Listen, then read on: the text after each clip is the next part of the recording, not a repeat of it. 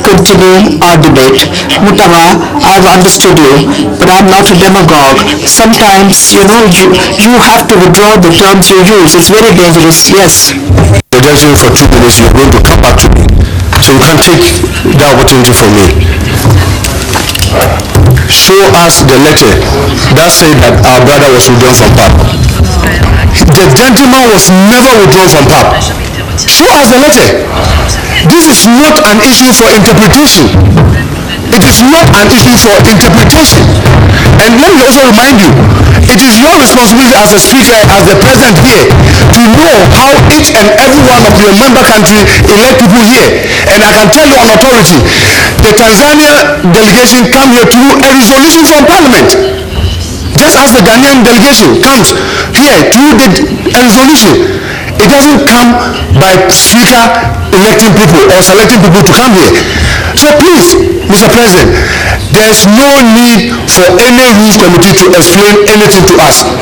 Please, don't usurp our powers. The election that we have done, you receive is withdrawal letter since 17th July. Why? In August, you didn't even invite the Tanzanian delegation. Why? Since May, you have not engaged the first vice president to do his duties that we, this chamber, elected him. You are taking the powers that we gave you too far, Mr. President. You are abusing your office. You are abusing your powers. You are destroying this institution. You are destroying the institution. Did you see the opening ceremony yesterday? Are you not worried? Please. Yes? Yes. A point of order. I am the one who brought up this matter, and I am the one who asked for this discussion, and this was not to really open up a debate. But today, well, I'm saying it and I'm repeating it. We are in a situation of a deadlock, and I think we should address it. But I would like to simply withdraw my procedural point of order, and that we just go back to our agenda. We should not open the Pandora's box.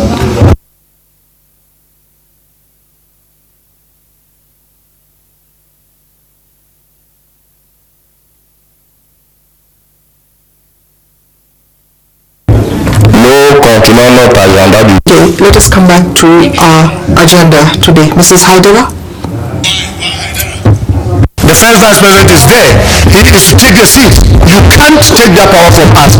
Mr. President, you cannot take that power from us. If you want these proceedings to continue, let the first vice president take his seat. You cannot take that away from us. Procedure. We elected him. We elected you.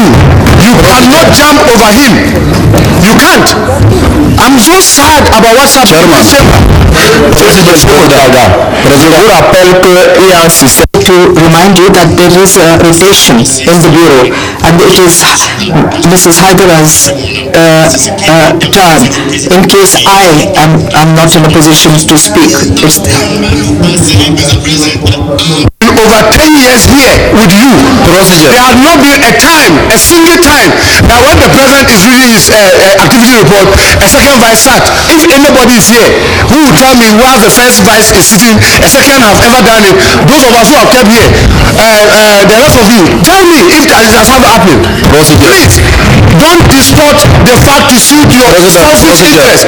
You are destroying this institution for heaven's sake. This PAP is not for your father. This PAP is not for you, Mr. President. Please, what kind of behavior is that? Procedure. You are taking what you are doing too far. Procedure. What kind of behavior is that? This kind of dictatorial thing will not be tolerated. Procedure, Mr. President. Procedure. Yes, Mr. President. Thank you, Mr. President. Thank you, Mr. President. Mr. President. Mr. President. Well, I think that you have just mentioned rotation. Dear colleagues, at every session, we are not going to destroy a parliament when we talk about a consensus, when we talk about a good understanding between us. I think we should leave our emotions aside and move on. Let us think of PAC. Do you realize what the African Union Commission is saying about the Pan-African Parliament? We cannot come back all the time, Roger Masile, Roger Masile. Enough is enough. The problem is not with Roger Nkodo. We have to discuss the Bureau. The other vice presidents can also support the president because this is a decision taken by the Bureau. Let us not all the time bring everything back to the president. Let's stop this business and let's move on. Mr. President, if it is the second vice president's turn, then please let her present the report and let's move on. Thank you. The last speaker, Odofa. President, stand up. Okay. Thank you, Mr. President. I said procedure. We are representing African people. We are representing our respective countries. I am not happy here what I've seen. We should have to respect our people. We should have to respect our job. This is big African institution. Why? We should have to respect the president. We should have to respect the vice president, first vice president, all who represent the elected here. Why we are alligating here? Why we are respected person, we are members of the parliament, we are elders. How we make violence without permission? Why we are talking here? I don't know, there is a big networking here. I am not happy. I don't want to stay more here, really. What do we learn here? We should have to learn from our president. We should have to learn from our first vice president. I am not happy what I have seen last time in this law. How a member of the, in respect of African people, in respect of MPs, whether it fighting each other between first vice president and the president, it will not matter for me, but we should have to respect it. How somebody go to the floor and come out from his seat, the president of Pan Africa. You should have to discuss along when you are meeting bureau, but there is a problem of understanding here. What I recommend to all. We should have to respect our president. We should have to discuss. We should have to have raised our hand. Mr. President, if big media here, CNN and others, BBC, this is big issue here. We should have to respect our respective country. To bring this war, all of this pay big cost to unification of Africa.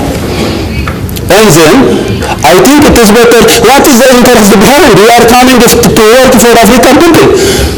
Until we are respecting the floor, until we are respecting our president, our political figures, how can we do together? Then, I think it is better to tolerate, to work together. Thank you.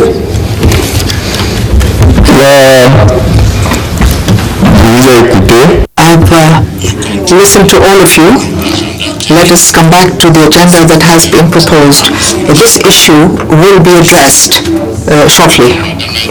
So Mrs. Haidara, who is the next as per our rotation, will come and chair the session.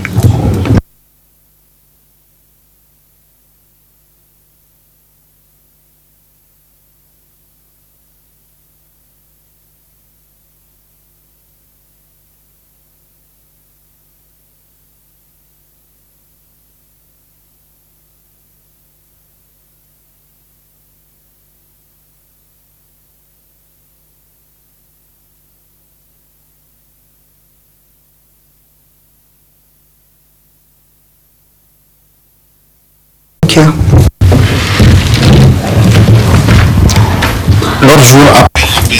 According to the agenda, we have a presentation and debate on the activity report of the Pan-African Parliament. Mr. President, you have the floor for the presentation of the report.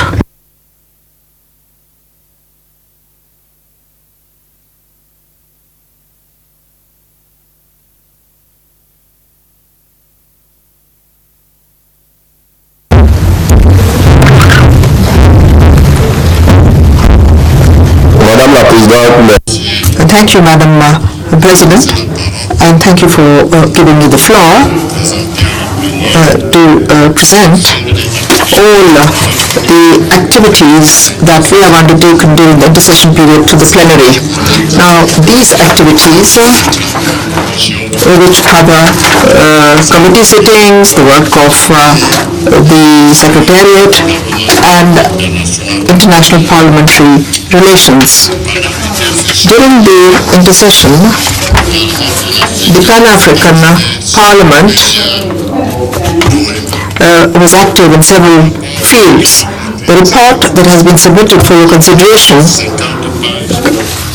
covers 50 pages, and it was drafted in accordance with the information received from the different committees and compiled by the Office of the Clerk. So, instead of giving you a verbatim reading, I would like to sum up the report, it being understood that you've all received a copy of the report. Any comments on that? So, we undertook activities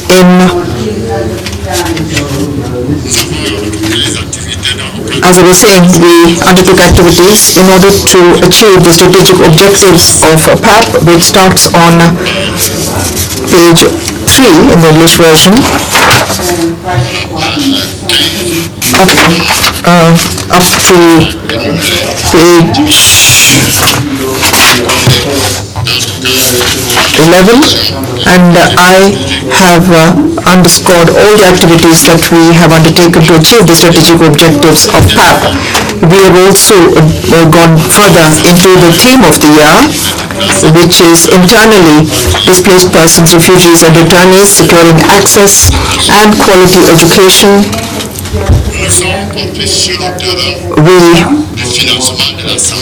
We also looked at health financing in Africa, and in this regard, the Pan-African Parliament organized a high-level summit in Brazzaville, whose conclusions will be submitted to you.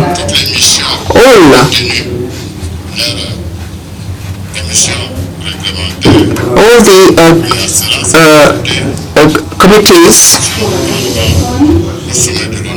undertook their activities, but we also had the participation of PAP in the summit, EU summit. A delegation of PAP went to meet with PRC in Addis Ababa to discuss several activities as well as to discuss the functioning of the Pan-African Parliament. The outcomes are very encouraging, and this delegation will continue working on this. Indeed, it is important to recall that the Parliament, in view of what we are doing here, is not working full force, and this of course has had an impact on our relations with the African Union. The Bureau continued its advocacy mission for the ratification of the Malabo Protocol, and we said that this advocacy is for all of us as members of the Pan-African Parliament. It is not the sole business of the Bureau, because the Bureau does visit countries to meet the decision makers, and the day-to-day monitoring is the responsibility of the national members in order to make progress. As you all know, to this day, this ratification is not making progress. 6 years or 5 years after the adoption of the protocol, we only have 12 countries that have ratified it and deposited the legal instruments. I'd like to also recall that in this regard, countries, of course, are sovereign, and they do deserve more attention because these are the countries that fund our activities here. And I think that each member should remind his country to ratify the Malabo Protocol in order to make our work more efficient. We've also facilitated a number of meetings. The meeting,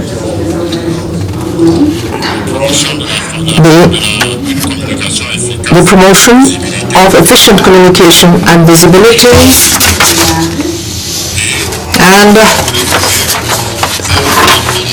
towards the end of the document, I have summed up the different activities of the Pan-African Parliament with your support and the activities forecasted for 2020. And finally, we will read the conclusion. But before I do that, I would like to inform the plenary that in accordance with the decision and the resolution adopted here during the presentation of the CAPA report, we wanted to substantiate the situation of the management of finances in our parliament. In 2018, the whole world pointed a finger at me as somebody who's laid his hands on the finances of the parliament. And from the indications we have received from the CAPA committee and the external auditor, and in accordance with the financial rules of the African Union, has clearly showed that the Bureau should initiate a procedure to verify the authenticity of the allegations mentioned in this document. And this verification, which of course cannot be done without the staff accused is in his position. And I'd like to also remind you that the financial management, in fact, our rules, our texts are very unclear, so we should harmonize our texts. On the one hand, the Bureau supervises the management of PAP. Now, on the other hand, the Office of the Clerk is accountable to the plenary.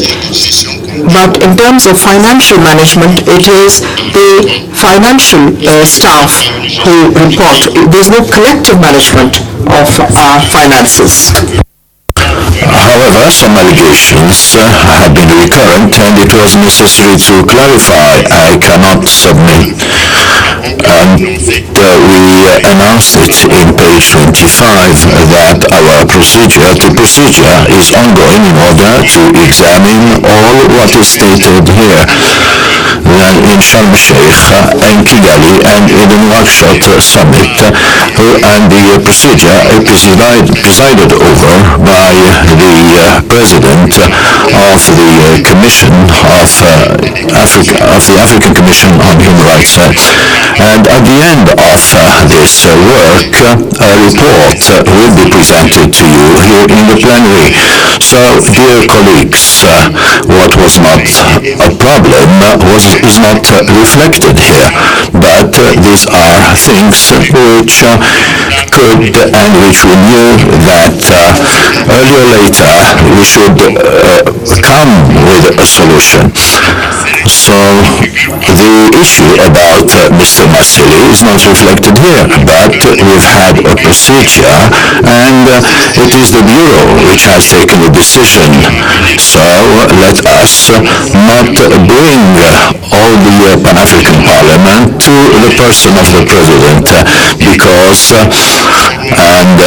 let us be in line with our text. So here is, dear colleagues, the report which is submitted to you and which I think deserves your observations, your comments, and I have summarized it.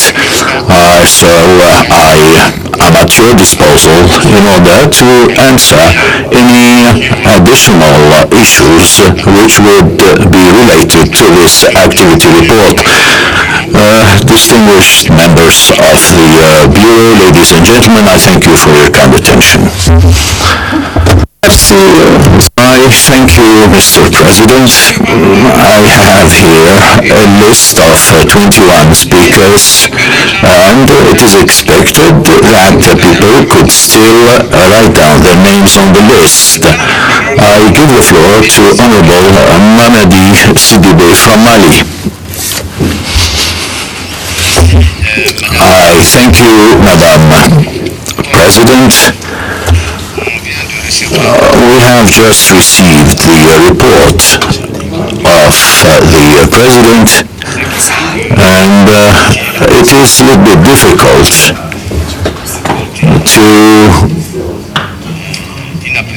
to make any comments or well-thought comments, but what I was stricken by is the reduction of the budget of the Pan-African Parliament.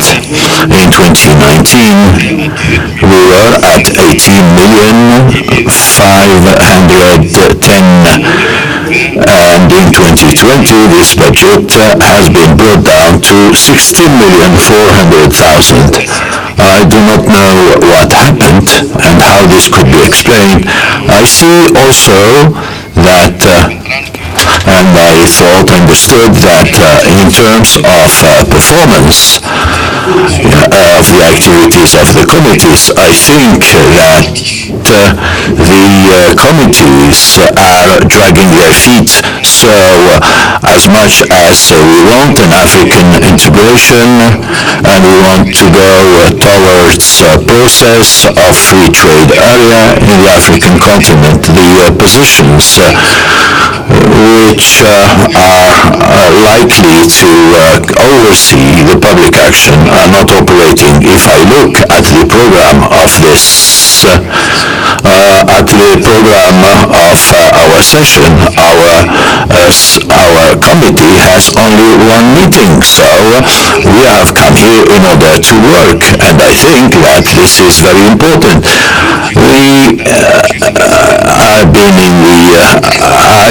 I was in the Committee on Agriculture for 6 years, and we've been very busy. And while there are budgets for these committees, but this budget does not function. What does explain that? But in respect to the report, I think that there's an effort to be made in order to reinforce the work of the committees because this is the main objective of our presence here. I thank you. I give the floor now to Honorable Lamin Osmani from Algeria. He's not in the chamber. I give the floor to Honorable Al-Haji Darbo from the Gambia. Is not in the chamber. I give the floor now to Honorable Muhammad Mubarak Muntaka from Ghana. Honorable colleagues, I feel very sad each time we come and it comes to activity reports and people think that one is a troublemaker. Far from that.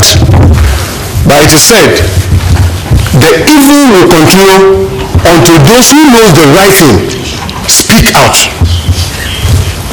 If you don't speak out, you can never stop the evil. By simply hating it in your heart, you can never get the evil to stop or the wrong things to stop. It is only when you speak and you speak in a way that those who are holding power will understand that people are not afraid to speak out. That is the only time they begin to think when they are going to act. Colleagues, I know the challenge we have in PAP. Many of us are new. People just got sworn in yesterday. Yesterday alone we swore almost by what the acting clerk said. 45 members were being sworn in. 45 members was equivalent to about 9 country representation. only came yesterday. Many of us are sitting in this chamber. They are not even up to 2 years old. So you don't know the history of this place. Very few people here do know. The sad thing for me is that, look, if I stand here and say that our president, of all the years that he has to lead us, he has not done one good thing, wallahi, Allah that I serve will curse me. But you see, just like everything, there's a scale. We weigh the negativity against the positivity. And I can tell you, Mr. President, sometimes when we say this, like yesterday I told you, I don't have anything personal against you. I'm not from Cameroon. I don't have any relation from Cameroon. I was part of those who fought, if you remember, to get you to be president. But you see, the way you act is the problem that I have. Your tenure as president, this is the fourth clerk that we are having, acting. You couldn't work with the South African, you couldn't work with the Malawian, now you can't work with the Gambian. And I keep telling you the staff. Remember I said it in Rwanda. You were seated there. And I told you, look, we are happy you are acting. It will soon be your turn. I'm repeating it today. We are happy you are acting. It will be your turn soon. Because so long as we don't put measures in place. Honorable Montaga, you have to make comments on the report. You have to stick to the report. The report talks about the clerk. Even though it's not written, the president himself took time to talk about the clerk. That's why I'm talking about the clerk. So it's part of the activity report. Because it is even wrong for the issue of the clerk to be an afterthought. It should be boldly written in the activity report, because we come and all of a sudden we don't have our clerk. And then now the president graciously has given some information. My worry is that what is it that you have been doing since you assumed the presidency, that each time a clerk will go and crash, and then you crash him out? What is it that you are doing? I'm beginning to feel that probably the problem is not the clerks, but the problem, the head of the bureau. Because this is the fourth. Colleagues, tell me, in our various parliament, if every year you change a clerk, would that parliament be strong? Please. And people make it look as if after you are always creating trouble. I have been here long enough. Then Honorable Montaga.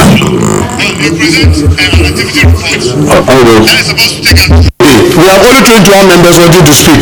You want to restrict speaking? Fine. I'll move on to the other things. Colleagues, you remember we spoken extensively about the supporting staff. That they should even start distributing it so we all know where are they coming from. It is being used as a tool to coerce some of our own colleagues. So you have a loud voice this time, the next time they drag you, bring 2 people from your country, you keep quiet. Or we are traveling. Let the president, I want the finance committee and CAPA to extract the travels the president has made over this period alone. You'll be shocked how much it's costing PAP. He's traveling alone. And he traveled not only in Africa in the case of education, he traveled all over the world. And president, obviously, I can never ask president to go and travel in an economy. And those of us who travel 1 minute. 1 minute. Okay, so you don't need to be interrupting me. And those of us who travel business all the time know how much it costs. Please, colleagues, let's not allow ourselves to be coerced. This institution is dying. Those of us who were here over almost a decade ago can tell that this institution is dying. Look at how the chamber is half empty. People come and because of losing interest, within a week they go. Their countries are not even interested in financing them to come. Look at the activity report. It's like a storytelling. For me, I'll continue to air my view. Merci. I thank you.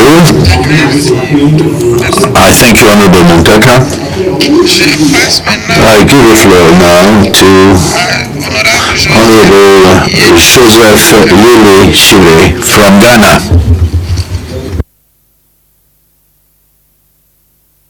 Madam Speaker, thank you very much for the opportunity to also add my voice to my predecessor talker, that this parliament is supposed to be the hope of Africa.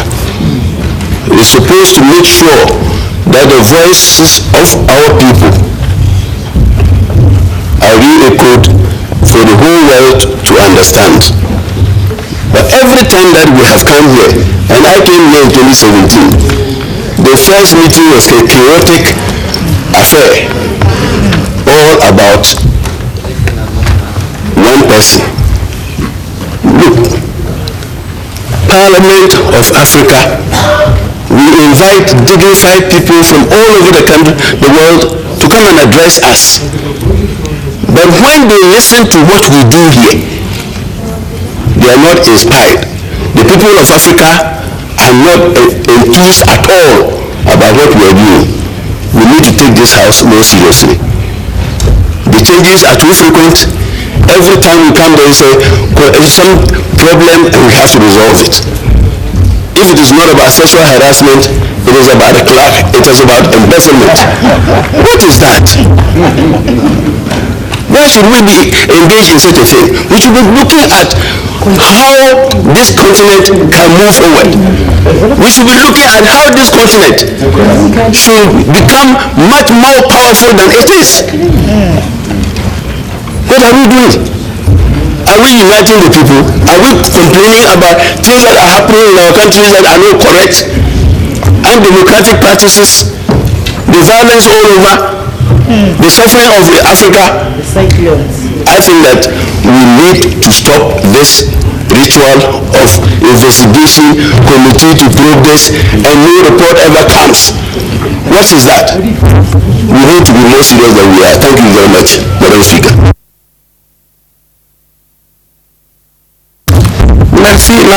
Thank you. I give the floor now to Honorable Felicito Vera from Cape Verde. Sendo um instrumento, usar a palavra.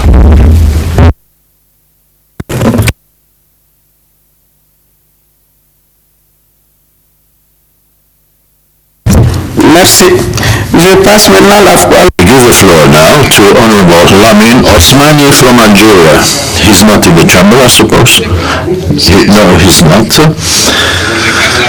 I give the floor now to Honorable Salek Abdurrahman from the Sahrawi Republic. He's not in the chamber. I give the floor now to Honorable Jamal Bendir Katal from Sahrawi. He's not in. I give the floor now to Honorable Sinia Ahmed Nah, Sahrawi. I thank you, Sister President.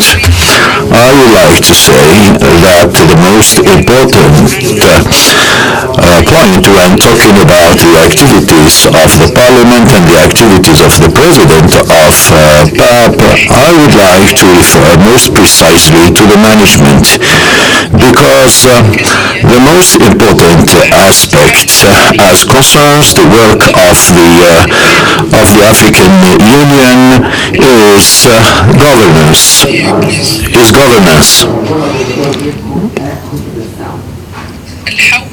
Governance is the basis of development, and it is also the basis for Africa's development. And I would like to say here that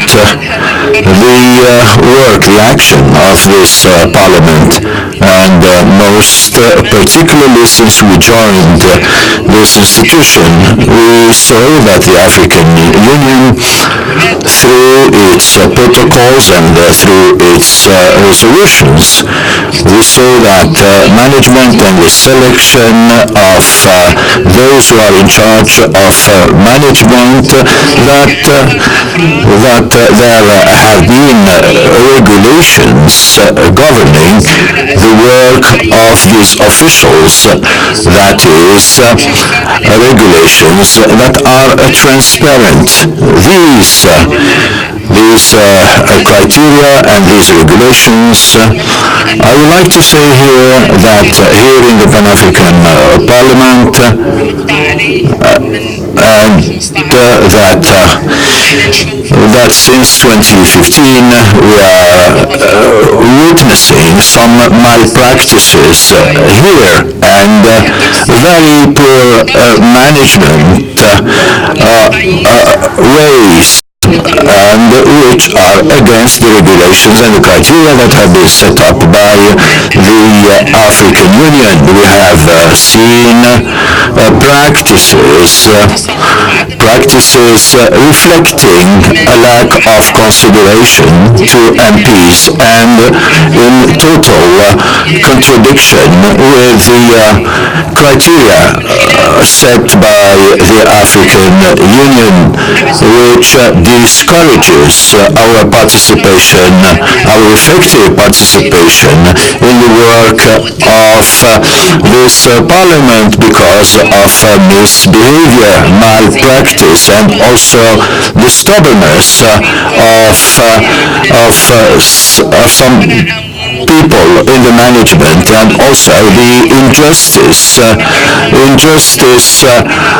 vis-à-vis some staff of this Parliament. So, and this in addition to the misbehavior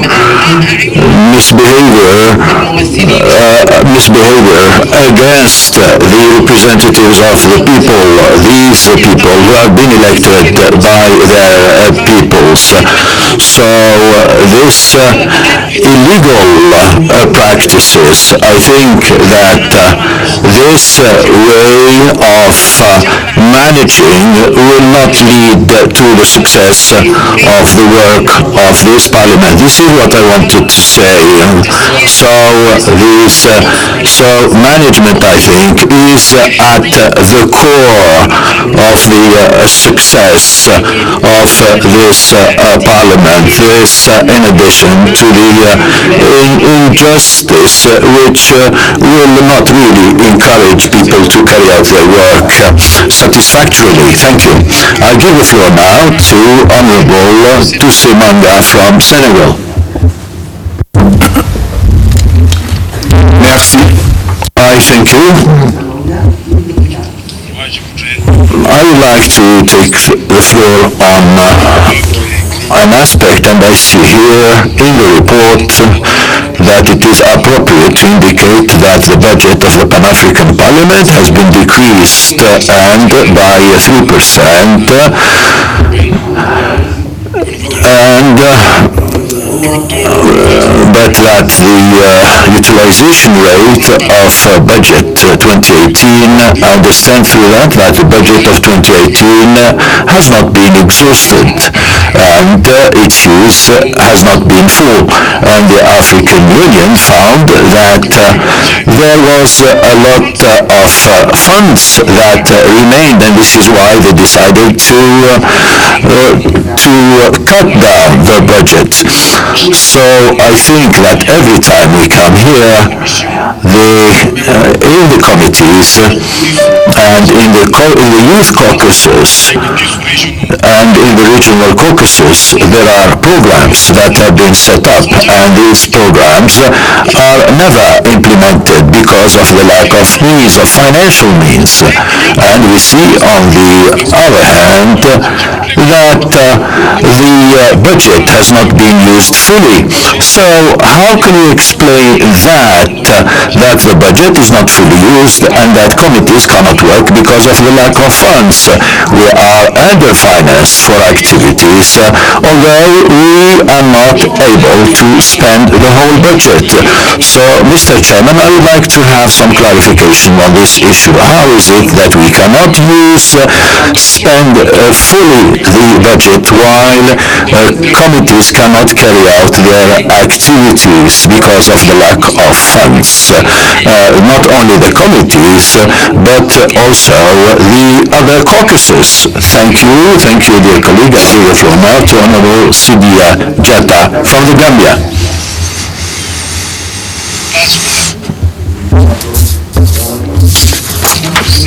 Thank you. I give the floor now to Honorable Prof. Maurice Uganda Latigo from Uganda. Madam senator. Is not in the chamber. I give the floor now to Honorable Kone Abubakar Siddiqui from Côte d'Ivoire. I thank you, Madam President. Part of my intervention was covered as concerns the decrease in the budget because and also the fact that we cannot really spend the budget that is provided to us. My intervention, Madam President, will be articulated around three issues. The first one is the report on the Committee on Cooperation in Egypt. The second one is the issue of ratification, and the third one is the issue of the organization of the committees. Madam Chair, Madam President, in Egypt there have been some points which are not reflected here in the report, and particularly the crisis that has to do with the Nile Basin. It's true that there has been reference to some issues, but not in detail, especially when it has to do with some important problems that Africa is facing. There was also the Palestinian issue and also the response of the committee that we would wish that we write to the Bureau of PAP, which is the political guarantor of our work, in order, and I would like this to be included.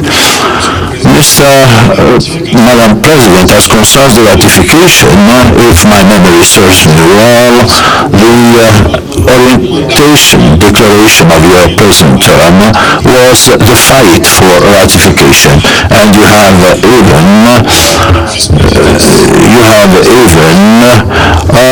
entrusted a Vice President to this task. To date, Mr. President, what have been the actions which the Bureau of this institution has carried out in order to help ratification? I'm not saying that because this emanates from your only responsibility, but I think that your action, your management, your lobbying should strengthen the capacity of members in order to carry out their dialogue in their respective countries in order to help ratification. I think that this is the key point for the existence of this Parliament. This should be the major concern of both the Bureau and all the members. But I bet you did not dwell on this issue apart from giving us the figures, and you didn't tell us about the actions which you personally carried out. Mr. President, we spoke about committees, and I do not want to raise an issue here, but I would like to know about the criteria for the selection of committee clerks, and what is the roadmap for that? What is the work that they should do in order to make the committee more effective? I would like to know the various roadmaps. We can incriminate somebody without knowing his or her own roadmap. What are the qualifications and the skills that are required? What is the mission that is dedicated to the committee clerk, and how is the distribution of the tasks done? And I think that at this level there is a concern. Everybody says that the committees are not dynamic, and they are not as dynamic as they used to be. And what are the reasons for that? Because everybody says that these committees used to be more dynamic. So why these committees are not dynamic? And you are saying that these committees were dynamic before. Mr. President, it is the committees that should give an impulse to the Parliament. But if I thank you, Honorable Connie. You have given to additional minutes to others, so I'm giving you 1 additional minute. Thank you. I would like to end, Mr. President, by sharing my viewpoint on an issue. Mr. President, you know that it is difficult to embody an institution, and I would like you to understand that the attacks, that all what we're doing is not against your person. It is only because it is you who is at the head of this institution, at the helm of this institution. But I note that in the debate you bring everything to your own person. We have Roger Kodo and we have the President of the Pan-African Parliament, and all the MPs address the President of the Pan-African Parliament. I thank you. I'll give the floor now to Honorable Sekou Fantamadi Traoré.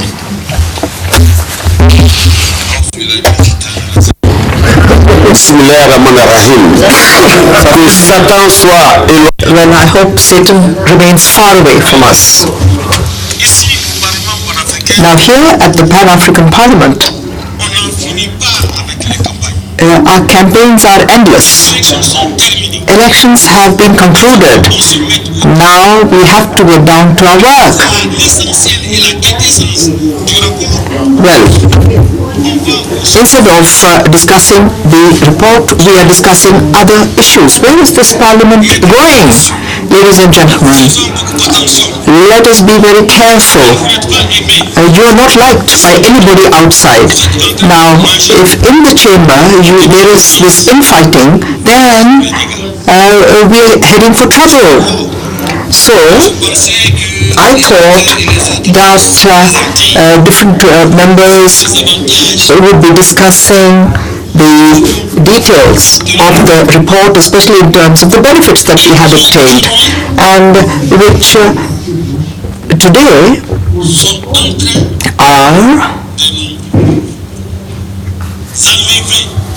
are disappearing one by one. So, either this Parliament will thrive normally, or else the Parliament will die naturally. So, we must act and as soon as possible. Now, you've seen the participation fees or communication fees in 2020, you will not get any of these allowances. But nobody is discussing this, and yet it is part of the report. Well, we are supposed to travel in business class, and if the Parliament invites us to travel, that will no longer be the case.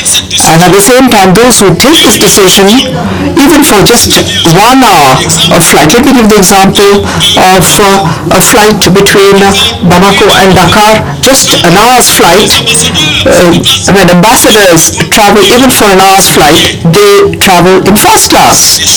Well, these are things that we need to discuss. But let us not look for lice on shaven heads, as we say. Let us try and tackle the evil, or else we have come here just to oppose the Anglophones and Francophones and the Portuguese speakers and others like our colonial masters. Comrade, 1 extra minute. Are you done? You have 1 more minute. Let me conclude on this note of hope. The Bureau, I would like to commend you, but I'd like to request this Bureau for greater cohesion, because when the arm fails, the head is amputated, as we say. Thank you. Let me now call on Senator Janet Ongera from Kenya. She is not in the room, in the chamber. Honorable Janet Kabila from DRC. Honorable President. Honorable President, I'd like to thank you for the floor. First of all, I would like to commend our Bureau for a well-drafted report which has addressed several aspects of the management of our Parliament. This has been one of my concerns from the past legislature. I also note that significant efforts have been made to improve the functioning of our administrative services. As mentioned in the report in paragraph 2.6, with the results obtained under paragraph 3. Now regarding paragraph number 4, I would like to suggest to our Bureau to present avenues of solutions to cope with the challenges mentioned. To conclude, Honorable President, yesterday the President of our chamber forgot to officially inform us about the passing away of His Excellency President Robert Mugabe. May he rest in peace, and we did not observe a minute's silence. I suggest that we do it in his memory. Thank you.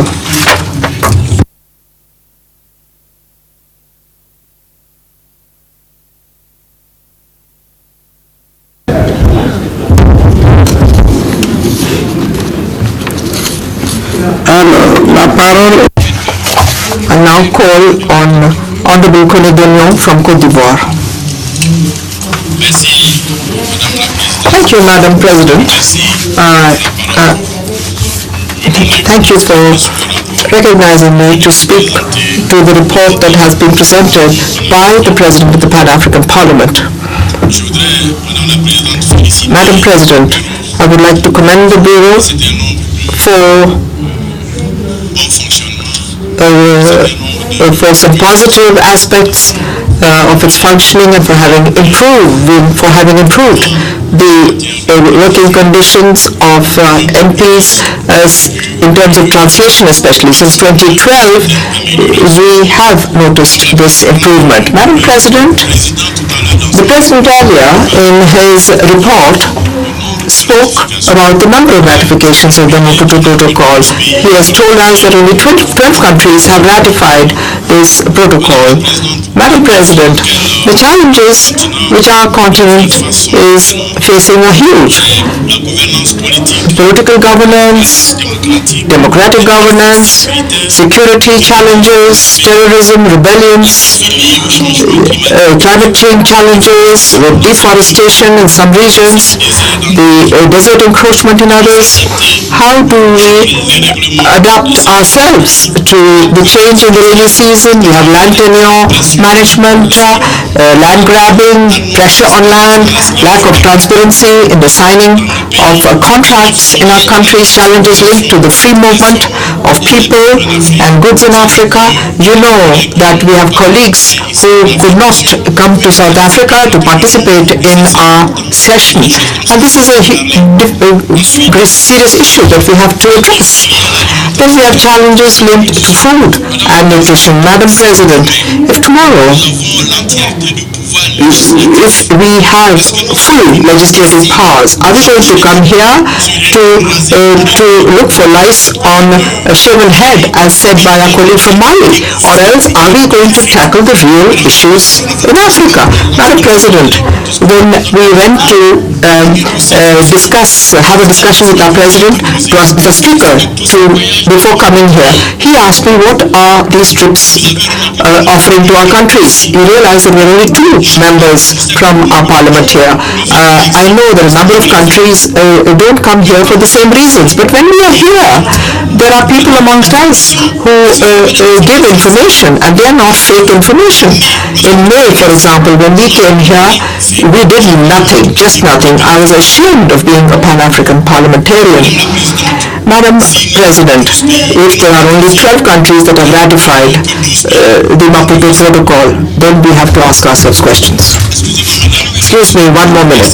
Thank you. Yeah, it's true that there are lots of contradictions, lots of confusion in this protocol, which actually prevents the ratification process. But we must also see whether the reason lies in our way of functioning and our behavior here. Thank you, Madam President. I'll now give the floor to Honorable Lucia dos Passos from Cabo Verde. Thank you. Apelar de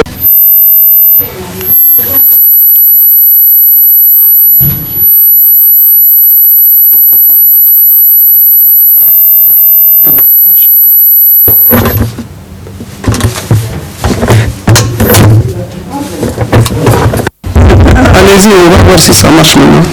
Go ahead. Hello? Good morning. Is it working? I'm sure it's working. French is not working. C'est bon? Allez-y. Senhora Presidente, o meu tempo vai começar a contar a partir de agora. So I hope, Madam Chair, that my time starts counting from now. I was saying that the document that we are analyzing is not. It is a report from the Pan-African Parliament, and we are the ones that are part of the Parliament. I see on this report that many commissions do not work. The report shows the involvement of each one of us in the work of Parliament, and I request the colleagues to have a better involvement, because we are here, as the colleague said,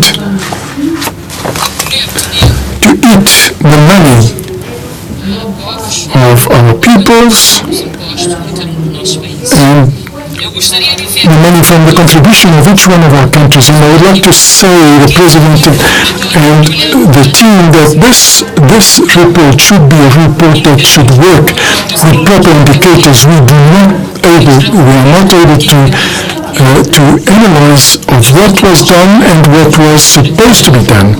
And that exactly, we need to know where we are, going to the part to, and where we're going to, and why this represents in terms of costs to Parliament to know if we are following the budget on what was available and all the activities that related to the budget, and we have to analyze the report.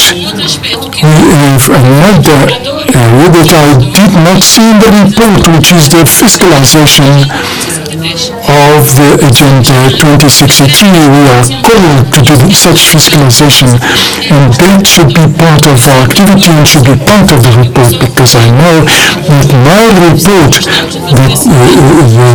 my commission, the Commission of Gender, Family and should do such follow-up, and that should be in the report of the Agenda 2063, and in that sense we have to work to be able to feel the honor of our Parliament, and because of that, from our countries that are here, we've got an objective to give a contribute for the improvement of the work to our people, the activities that we should program. If I show this report in my country, we are told there that we are not working, so we have to justify the money we are spending. Also in our countries, and with the work that we do here, what are the laws that we are proposing to improve the conditions of the people in our country? That is my contribution in terms of this report. Thank you. Merci. Thank you. I now call on Honorable Abdulaziz Mohammed from Somalia. Thank you, Madam Vice President, for giving me the floor. And I would also like to thank the President and Bureau for this report. Madam Vice President, I believe the report is covering a major part of what has been undertaken here at PAP. And from there, Madam Vice President, I would welcome the engagement with the Permanent Representative Council and PRC in Addis Ababa with our institution, because PRC is one of the main organs at the African Union, and PAP has to do a lot with our sister organ, and I will further encourage continued engagement with PRC. Improved relationship with PRC, I think it's a very positive for our institution. In addition to that, I would like to second to those colleagues who calls for more funds for our committees, because you can't move forward without fund, and we know that I'm sitting one of the committees, and we have not had any activity because due to lack of fund or due to lack of international partners and so on. So I would like to support the idea of arranging more fund for our caucuses and committees. Coming to the ratification of Malabo Protocol, we know that Africa is moving very slowly. Everything in Africa moves very slowly. So we should be thankful for that 12 countries have already ratified this protocol, including my country, Somalia. I think it is very positive. Let us just continue engaging with our states. Maybe with another coming few years, we will have the required number for us to be a full legislative organ. So I will encourage for our efforts to engage with our states, and finally, and hopefully, we will achieve our target. In my conclusion, this morning we talked about, it's part of our activity, of course. We talked about the issue of rotation. I think the issue of rotation, it's a principle. We should respect it. And it has to start here.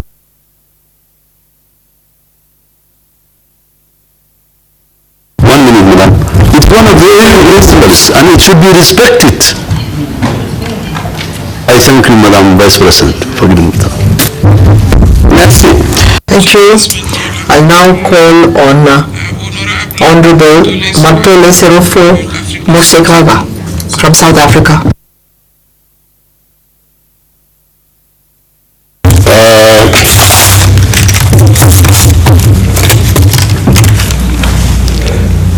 Honorable President, Vice Presidents and distinguished members, our conduct in this House will determine the image of this institution and the image of Africa and her people. As members of this House, let us make the people of Africa, especially the youth and children, feel proud to be African. No person is infallible. Let us condemn wrong actions, not one another. Where one of us has made mistakes, let us make recommendations to correct mistakes and focus on substantive issues which will contribute to the creation of a better Africa and a better world. At the end of this session, we must be judged by the qualities of our resolutions and the extent to which they address the triple challenge of poverty, unemployment, and inequality. The peoples of Africa have suffered under slavery, colonialism, and racial oppression. As this abuse as this House, we cannot and should not subject African people to further injustices. Let this House reflect the aspirations, desires, and hopes of the people of Africa, especially women and children and persons living with disability because of the senseless wars taking place on our continent. Last but not least, Honorable President, let the African diaspora, which is the African diaspora is also pinning their hope in this House and wish to be part of us. They also want us to institutionalize the diaspora as the sixth region of this institution. Let us build one Africa and give it one voice and internalize the fact that as Africans we have one destiny. I thank you.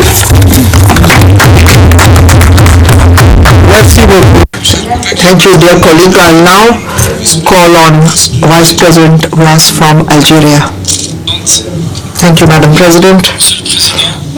Mr. President, distinguished members of the Bureau, dear colleagues, dear brothers and sisters, honorable members of Parliament. I'm sorry to take the floor because I heard some people talk earlier. Since I'm a member of the Bureau, since you placed your trust in me to be part of the Bureau, as our brother from South Africa said, I'd like to tell you that we are here to defend the African people. We're not here to judge anybody, to pass judgments for the benefit of our brother Masele.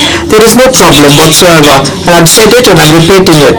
It is the whole Bureau, Mr. Chirangiram, Mrs. Haidara, Mr. Buras and the President who have taken this decision to refer the matter to the Committee on Rules. We have to speak the truth.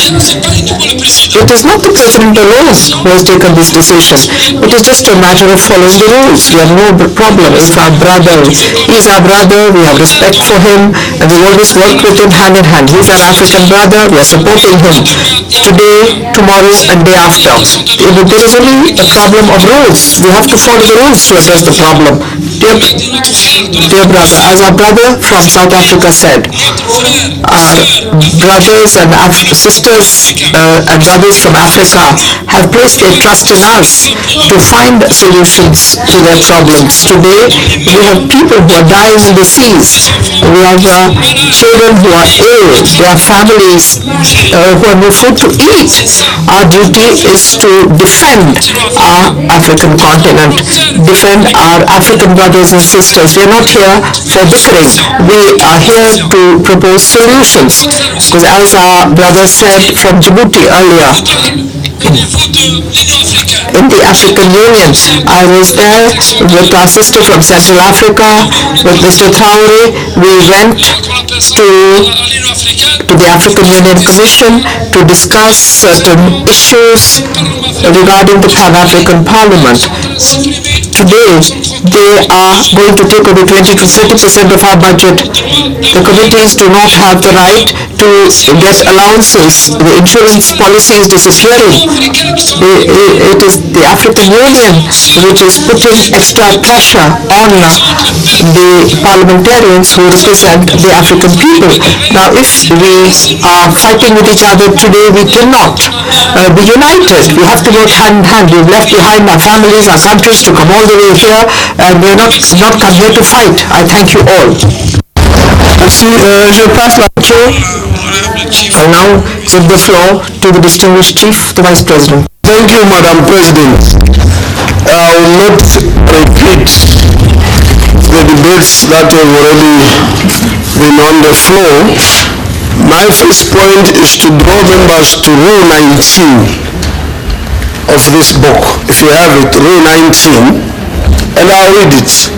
It is sub-rule 1 and 2. 19.1 says, the vice presidents, in order of their ranking and by rotation, shall act as president in the absence of the president or when the president is unable to discharge his or her duties. Then sub-rule 2, under 19.2, it says the vice presidents shall carry out the duties prescribed by the Bureau under the direction and control of the President and subject to such directives as may be issued by Parliament. So I want to disabuse the point that this ranking means seniority per se. This thing says the vice president shall rotate. When the president is not there, either in the chair or within PAP, we have to have a calendar. That's the interpretation here. We have a calendar where it says this time it is vice president, first vice president. The next, second, third, fourth, and then we go back to first. That's what this thing says. We rotate. Thank you very much.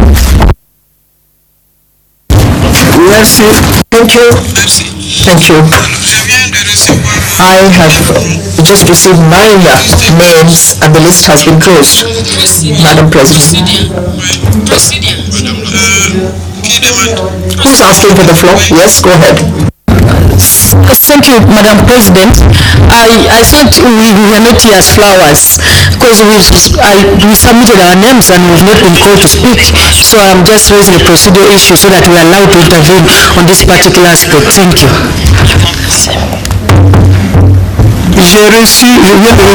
Just received a list of 9 names. Now, otherwise, we have the first list that has been concluded. And I've just received a second list of 9 names. I will read and you will see if your name is there. Honorable Sylvester Naondoa from Cameroon. Honorable Gina Sanchez from CAR. Honorable Fidel Rwanda. Honorable Jacqueline Uganda. So dear colleague, I think your name is here. Honorable Nepes from Rwanda. Honorable Kantal Nuruddin from Morocco. Honorable Ivan from Guinea. Honorable Jacques from Benin. Honorable Safia Djibouti. So let's continue with this list. Madam President, point of order. Yes, President. Madam President, given the importance of the issues raised by our colleagues in the first list, I suggest to keep the momentum of our work going. I believe that we should clarify the issues from the first list, and this will allow us to follow the issues correctly. We've had 15 speakers so far. I have noted the issues. Can you allow me to clarify those issues and then we can continue with the second list? This will allow me to follow the issues. Yes, Mr. President. Well, before we give you the floor, I would like to give a few clarifications on the ratification, because as a person in charge of diplomacy, because I was questioned. One of the colleagues said that in our countries the process is very slow, especially when the countries don't see the immediate interest in ratifying an instrument. Now this ratification decision in our states is a political matter, and we have to be very clear, and there is a lack of political will. This is a very obvious lack of political will. You know, for the free trade area agreement, we had a champion, and the champion was the president of Niger, President Issoufou. In less than a year, all countries ratified that agreement. Now, if our heads of states were interested in the Malabo Protocol, they would have also appointed a champion for that purpose. And we, in our bureau, we thought about it, and we said we must push them to do it. And in Rwanda, we had decided that the president of Rwanda will be our champion, and we informed them about it. But see, things don't seem to move. Somebody said that we should not think that we have not done anything at all. We've had some ratifications after we took over office, and in fact some ratifications are in the pipeline. The President said it in his presentation. We have entrusted responsibilities to the different bureau members to visit countries, and I think some missions are underway. I think Honorable Buras went to 2 countries. I am supposed to visit 3 countries. The President also went around. We are trying to do our best. It's not that when we visit people today, they will ratify immediately. They promise us to ratify, but it takes time. Well, it is important for us to see 28 countries ratify this protocol during our term of office so that it enters into force. I don't want to get into polemics, but in the same vein as Comrade Buras, I would like to say that in the Bureau, we have decided to be united right from the first days. In the first meeting, we said our first failure will be the day we disunite ourselves. But we should not be scared of words. Comrade Masele left our Bureau when our Bureau was supposed to be united and when we needed this cohesion. But among ourselves, we do speak and we take decisions, the appropriate decisions. And Buras said it. The decision was a collective decision. When we received a letter in the Bureau, Muntaka asked us for a copy of the letter, not only to suspend Comrade Masele, there was a second letter which recalled him to his country. I'm a member of the Bureau, I'm answering. I'm a member of the Bureau, you don't have the floor. I will give you the floor later. Let me just finish mine. I'm speaking as a member of the Bureau and I have some clarifications to give to the colleagues for them to understand what happened. So when we received the two letters, we said that this is beyond us. Let us refer it to the Committee on Rules. But I fully agree that we are a family and in a family we should be able to make concessions and try and agree on most important. What is important is the African people. What are they expecting of us? What can we do to address their sufferings? Because the African people are suffering. This is the information I wanted to give you. We have no problem with Comrade Masele and we'll do our best to make sure that this problem is addressed among ourselves. Now I can give you the floor, Jacqueline. Thank you so much, Madam President. Madam President, while we appreciate the information that you've given to the plenary and the fact that the President is also going to respond to some of the issues that have been raised by the members in the plenary, I would love to procedurally ask that because this is a debate and the activity report is actually the main thing that we are here as a Pan-African Parliament during this session. I would imagine that the remaining speakers are very few. It would be prudent that the remaining speakers speak. The President or whoever in the Bureau is very capable of response at once, than coming in the middle, respond, then get back to debate. I think that's the procedural issue that I'm raising. Madam Chair, thank you.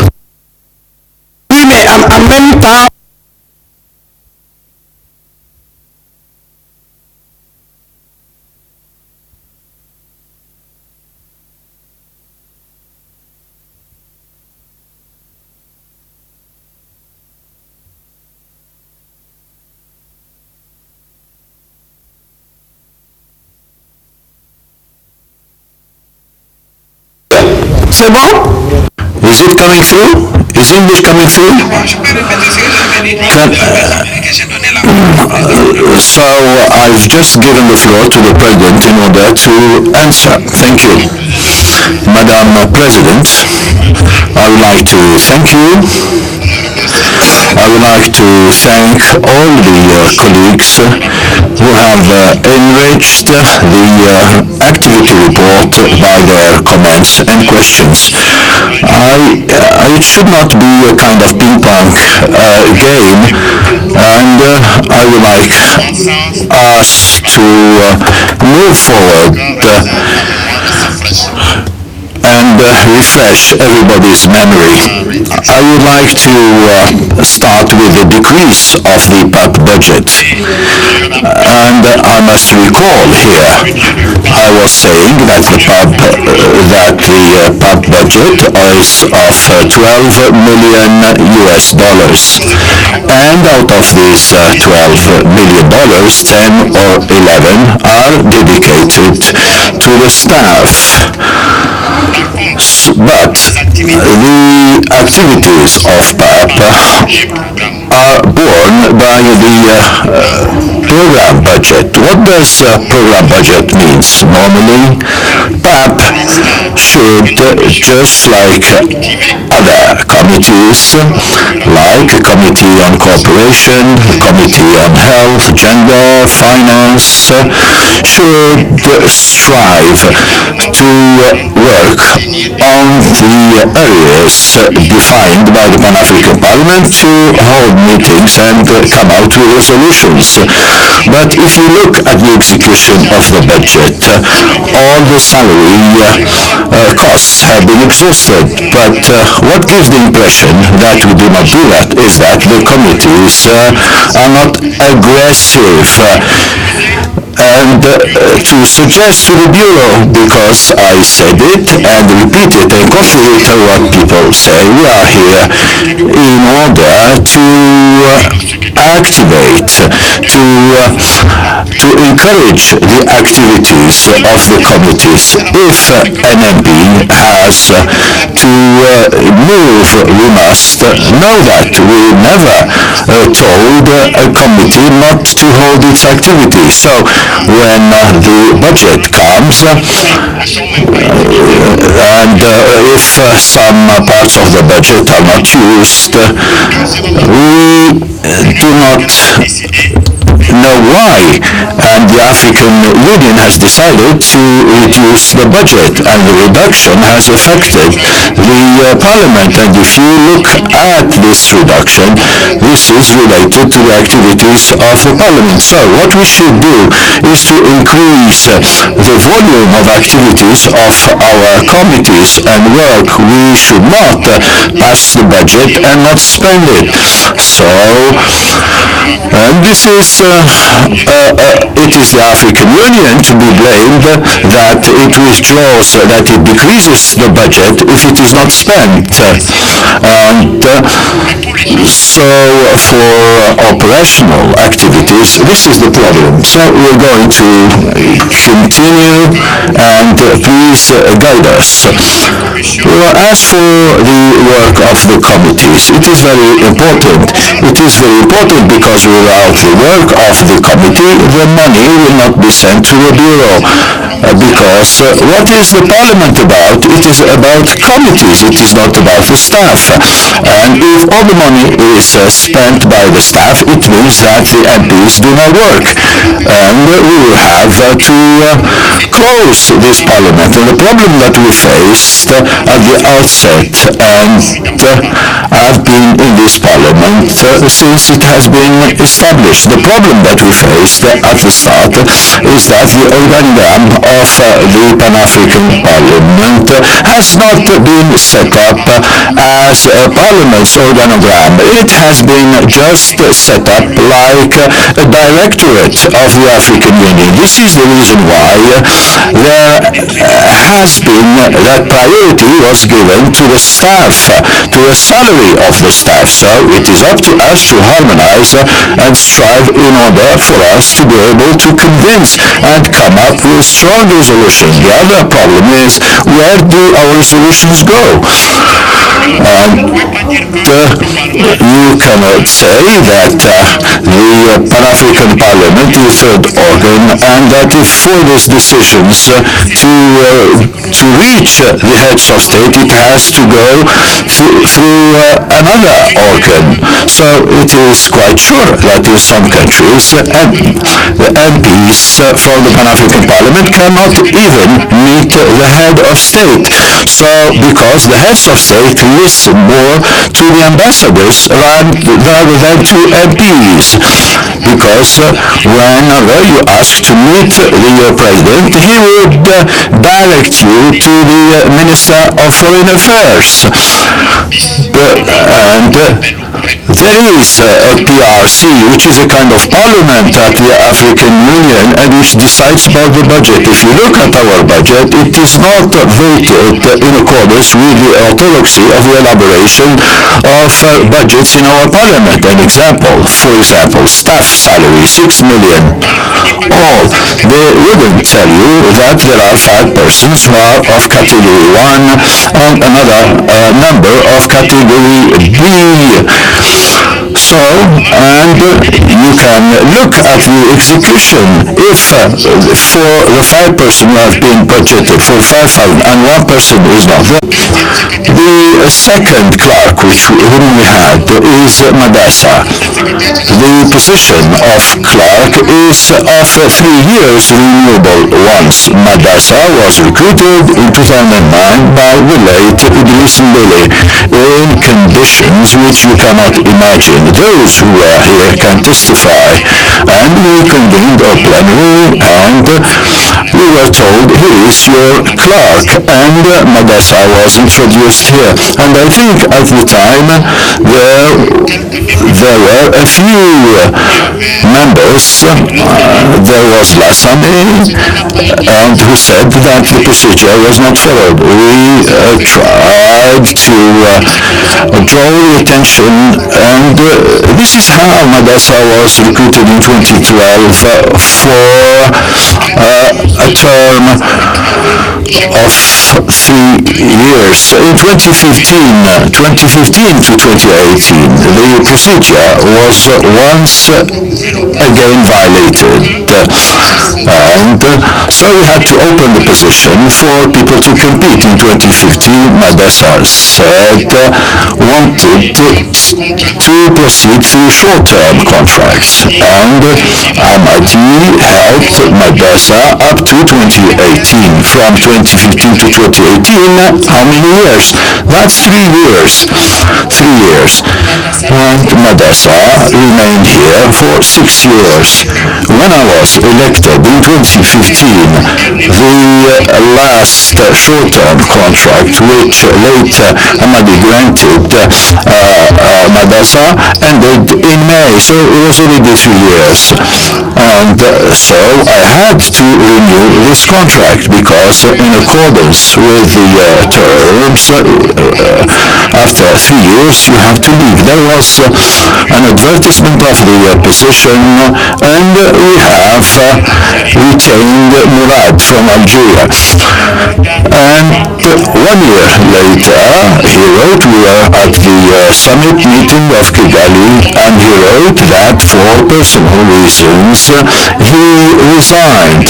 And when somebody refers to personal reasons, and we granted him this possibility of leaving. And then came Mr. Arawa. Mr. Arawa was recruited within a particular context where recriminations, petitions went even to the African Union, and saying that the procedure was not reflected. When I went to the African Union, I was asked to cancel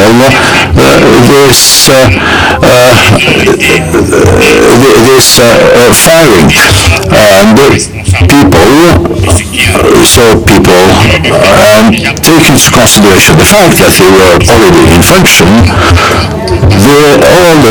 most of the staff, the MPs who are in a probation period.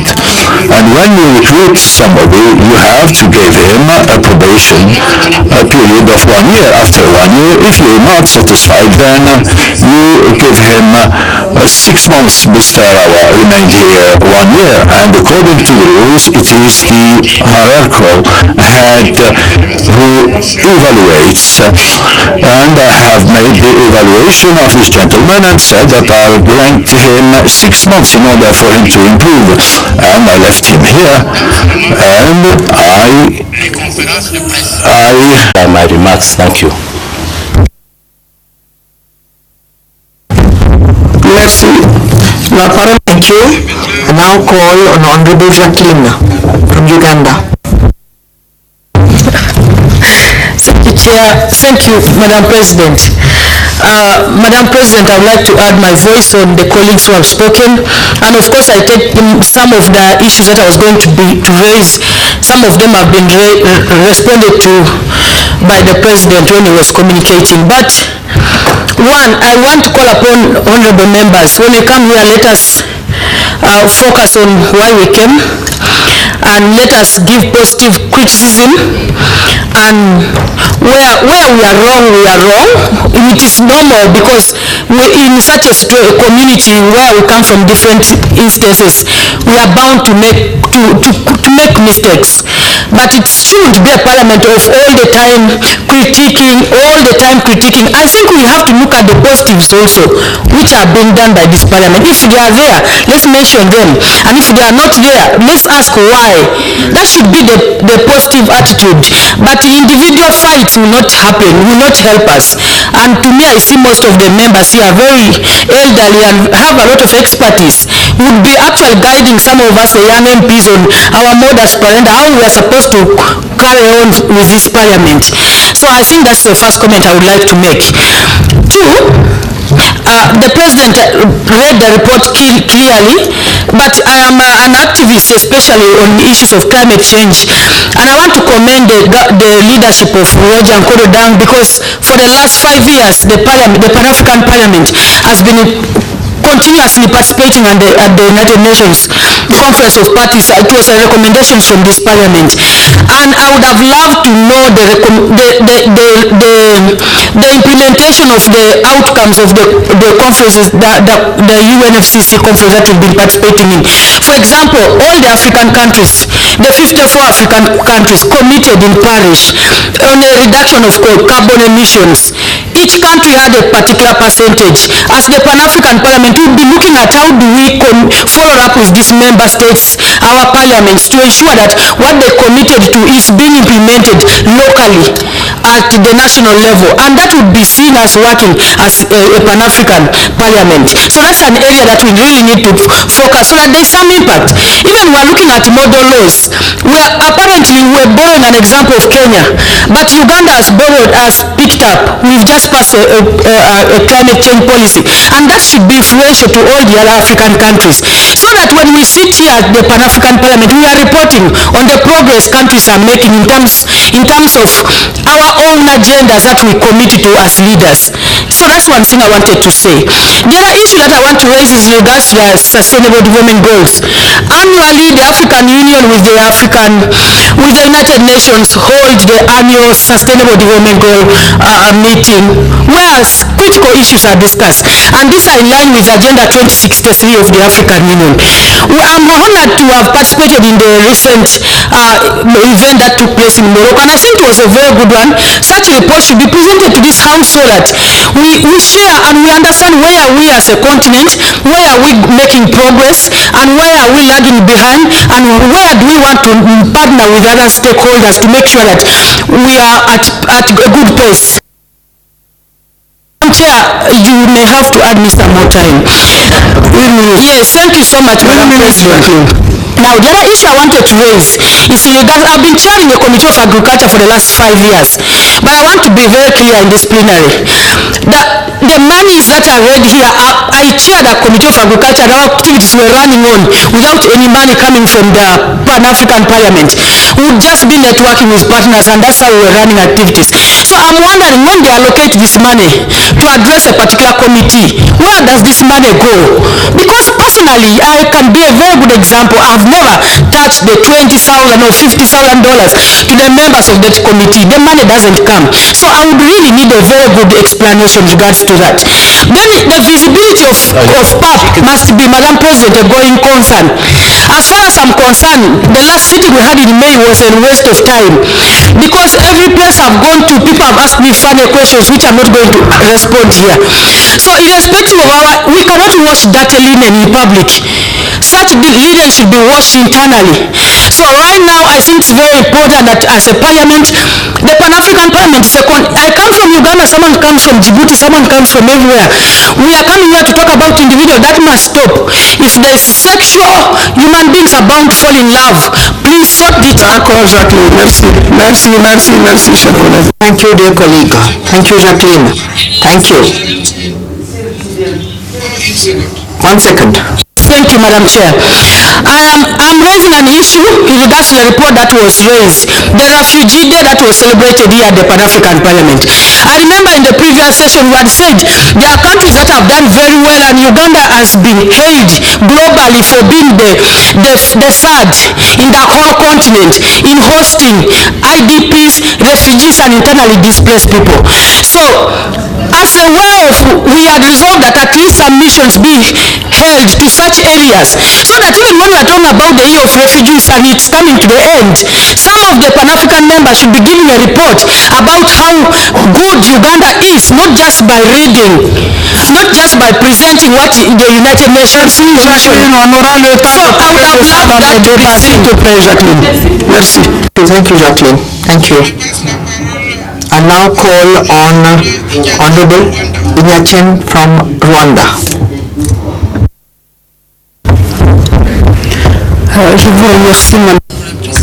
Thank you, Madam President.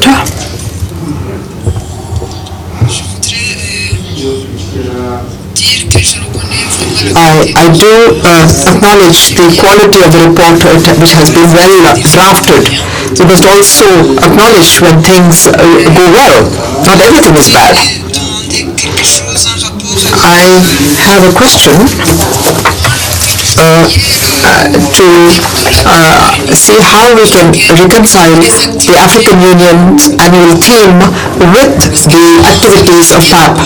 Now this is the last report. We are in the month of October and the year is going to draw to a close very soon.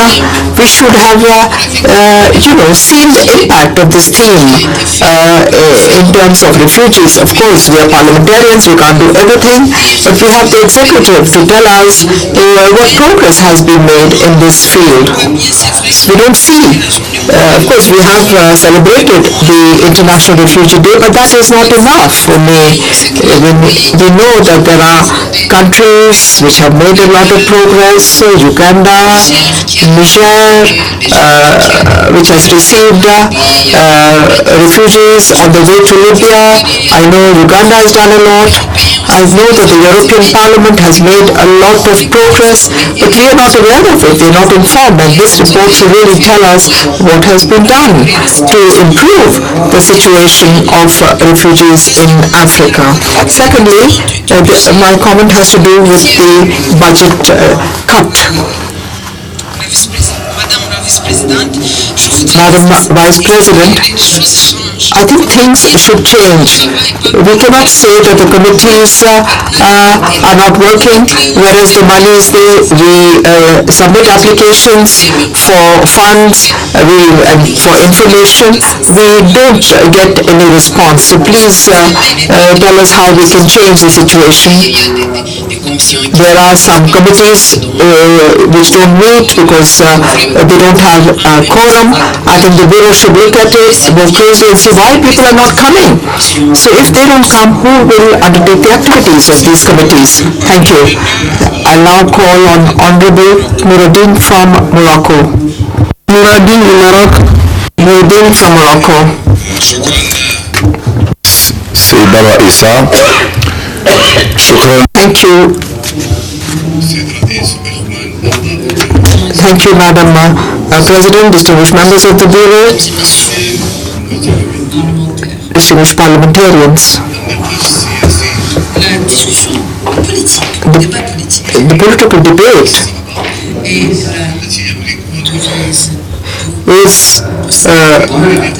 the motto of parliamentarians, and without a political debate, we cannot establish the foundation for democracy. But the political debate should be included in our report, and it should be based on trust among ourselves, because that is the basis for everything. Of course, we may disagree on many issues. We can hold different opinions, and each member has his or her own opinion, and that's what politics are all about. We can't all agree and have the same opinion, and it is this diversity which is a source of political wealth, and it is a democratic basis. trust and ethics should always be present in our actions and in our words. Secondly, Madam President, the problem in the Pan-African problem is a procedural and legal matter. We cannot ask the Parliament or even a member of the Parliament to do more than what he or she is doing today, because we as parliamentarians, we have a consultative or an advisory role to play. The activities undertaken by the members of the Bureau, that is to visit different countries, to ask them to ratify the Malabo Protocol, that's a good activity. But when laws change and when the political systems in place change, yes, we can hope to do more, because today our prerogatives are quite limited. We cannot go beyond the prerogatives which are ours. Today, whether we like it or not, we are under the aegis of the African Union, which gives us the budget it wants. It can make the budget cut according to their own requirements. We have a delegation we should have a delegation to discuss all the pending issues with the African Union. Microphone, please. 1 more minute, please. Well, the main issue at stake is to know if the Parliament is a presidential system or an administrative system or a parliamentary system. Thank you, Madam President. Now call on Honorable Ivan Rocco from Equatorial Guinea. Gracias, señora presidenta. Por favor, ya está la traducción. Yes, thank you very much, Madam President. I will start my comments by commending all the members of Parliament present here, because it is trust that has brought us together, so that all united we can serve Africa. Now, in our countries, we must work to contribute to the ratification of the protocol. This is a protocol that unites the whole of Africa. There are lots of other protocols which might not be as important, but if you have come here to the Pan-African Parliament, to this and with this bureau that we have elected ourselves, we have not come here to replace a president with a new president. Similarly, the president cannot sack a parliamentarian if he doesn't do his work properly. This is the reason why, Mr. Kodo Dang, in your report, I would like to commend you for the financial and budgetary management that was described in your report, and for the external audit of the financial statements of 2018. And at the end of the audit, we would like to know the details of the external audit done. Thank you very much. Thank you. I now give the floor to Honorable Safia from Djibouti. Thank you, Madam President. To start with, I would like to greet all the parliamentarians present here, because I have not attended the past two sessions of PAP. I would like to join all the previous colleagues who have commended PAP for the clarity of this report, which describes all the activities undertaken during the past 6 months. I would like to come back to one issue which has caught my attention. We've been told that we are losing the benefits that we were given. I'm talking about the passport. the AU diplomatic passport had expired and I asked for a new passport. And what was I told? I was given actually a laissez-passer. This means that we have gone backwards. Is that normal? Why is this happening? Every time we have certain advantages, the African Union resents them and we are going backwards. This is the question I have for you. I'd like to also take you back to the budget issue. I think that anybody who's worked on financial management knows fully well that every 6 months we have to take stock of the situation and readapt the available budget. When we see that there are budget lines that are exhausted and that there are other budget lines which have not been used up, that is when we have to rebalance the budget with substantive arguments so that the African Union can accept our proposals. We are the ones who are working and the results, we are accountable for them. So if they want us to produce results, then we should be given the required resources. And I agree with parliamentarians who have said that the committees are not given funds. Yes, they don't have enough funds. They ask for them, but they are told there is no budget available. So we don't understand. I'm talking about the Committee on Health. We have tried to implement certain activities. How did we do it? It is because we lobbied our partners and mobilized resources which helped us to organize activities, and we did not use the PAPS funds at all. So where is the problem? So we have to ask questions. We have to do a self-assessment and look at what's working, what's not working, and when things are not working, we should try and find solutions with valid arguments and try and go to PRC and defend our cause. I think if we are just shooting at each other, they will not help us, and we will never be able to achieve the objectives we've set for ourselves.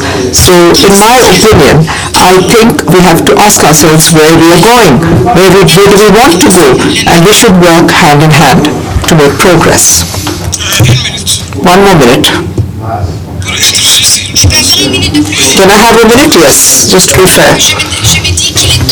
So I was saying that it is high time for us to leave aside our personal issues and try and work on the problems of all the parliaments we are representing, because our countries are waiting for results from us and we are really addressing issues which are not worth the while. I thank you. I now give the floor to Honorable Ekel from Congo. He is not in the chamber. I'm here, ma'am. Thank you very much, Madam President. Just like the other colleagues, first of all, I would like to greet all my colleagues since it's the first time I'm speaking here.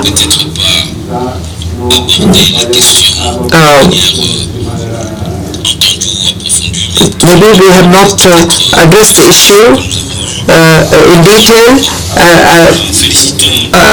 As I went through the report, I would like to know that the Pan-African mission is also ours as representatives of the people, and this should come out clearly in the report as well as in all our activities, because otherwise we are just an institution talking of personal conflicts and administrative issues, and the results are not good. Given the objectives of the African Union's Charter and given the objectives of the rules of procedure, we must assess and read the report. As I read the report, Madam President, this is what we call results-based management. I get the feeling that the entire report revolves around meetings, workshops, missions, but the strategic objectives of reunification, of Pan-Africanism, this is what we should have found here. So beyond meetings, One more minute, please. Thank you very much. Now, I will speak to the Maputo Protocol, or rather Malabo Protocol, and the budget. The objective is not to just pay for staff salaries, 11 millions for salaries, and there's nothing happening under the program. And this is a very serious challenge because, as our other friends said, the committee should have a roadmap, and it is based on evaluation of the impacts of our decisions on our states, on report of national groups, that we can say whether we have worked or not worked. Meetings are good, the workshops are also good, but the impact of our work on the fate of African populations, on African unity, this is what we need to achieve and see in the results. Thank you. Merci beaucoup. I thank you very much. I give the floor now to Honorable Naibala from Niger. Niger. He's not in the chamber. Nigeria. Sorry, says the chairperson. Nigeria. President and my colleagues, there are two issues in this report that I think we should take seriously. The issue of the ratification of the Malabo Convention, the protocol, sorry. I'm of the opinion that the Pan-African Parliament needs to set up a small committee with a time frame to ensure that the countries that have not signed this protocol at least have been reached. If they are not going to sign it, let us have reasons why they are not going to sign it so that we can make progress at least in our next report. Then there is the issue of effective implementation of administrative decisions. Yesterday in the committee, there were a lot of complaints that members do not get notice for certain missions on time, and therefore they couldn't prepare to make themselves available for the missions. And I think that the administrative decisions should be taken. I mean, we should have timeline within which these notices can reach members of parliament. In conclusion, Mr. President, I was a bit uncomfortable this morning with the events that have happened, but I think that it is normal in democracy to have people who will disagree on certain issues. That should not sway us from our determined goals to make this parliament a very respectful parliament by those who set us up. And the issue of our relationship with the African Union, Mr. President, I'm of the opinion because Madam Safia from Djibouti complained about the diplomatic passports and then the laissez-passer. It is not normal for executive to like parliaments. So certain decisions are deliberate. But equally, the parliament has to stand up to those decisions to ensure that at least the respect that the representatives of the people are giving are being taken serious by those charged with the responsibility of dealing with parliaments. So I think, Mr. President, this is one issue where the Bureau should take seriously with African Union on the issue raised by Safia. In conclusion, Mr. President, there are emerging issues affecting Africa, and I am of the opinion that we must create time to listen to reports from countries so that this can form the basis of the agenda of this parliament in addressing the issues of this continent. Of recent, you have had the issues of people, migrants dying in the Atlantic, in the Mediterranean Sea, for our African citizens. These are issues that this parliament should take seriously. And then the issue of Boko Haram, the issue of terrorism, and these are all issues that greatly affect the stability of Africa. And I think that these are issues that we must pay attention to. Thank you very much, Mr. President, for giving me this opportunity. Thank you. Merci beaucoup. Thank you. And Honorable Fatou from the Gambia, the last speaker. Thank you very much, Honorable Speaker, for giving me the floor. I did not took the podium today to dwell more on the report, but I have a concern that I would like the Honorable President to address. Mr. President, I want to know whether you want to go by the decision of the ad hoc committee in our previous meeting or you want to discredit it. Mr. President, we all understand that this is our own institution. This is why after the investigation, we put everything together. Our chairman, the chair of the committee is here, so that we will not set our own institution in fire. Something that can be solved in dialogue, we forget about it, and it was brought back to this chamber again. Honorable Speaker, Honorable Mr. President, I came from a small country, Gambia, where my travel expense was paid from poor taxpayers' money. So I feel so sad to come here and we keep repeating things of past. Mr. President, we need to reflect our mind back and see where our forefathers and our ancestors fought to bring where Africa is today. Mr. President, I cannot afford to be in this plenary to see my colleague, my African colleague, to be dehumanized. And others wanted to champion it.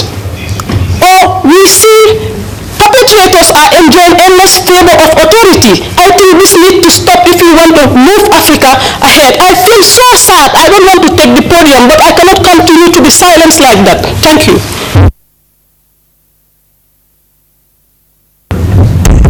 Merci beaucoup. I thank you very much. So the list is closed. Madame, I have not been given the floor and my name is on the list. Please go ahead. I'm giving you the floor. I would like, first of all, to thank and commend the President and his team for the report that they have presented. And the only shortcoming is that this report was submitted to us here in the chamber. In my country, the reports are sent at least 72 hours in advance in order to allow members of parliament to take cognizance of this report and proceed with their observations. A report that you receive in the chamber, what can you do with it? You cannot read it entirely, so I would wish that in the future that reports be sent to us at least 72 hours in advance. And today, this is our 8th day, we could at least have it 72 hours in advance.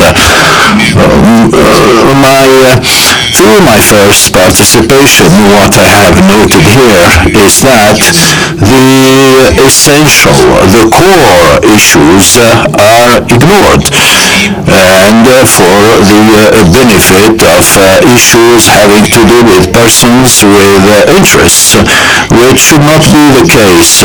We are here and we do represent the whole Africa.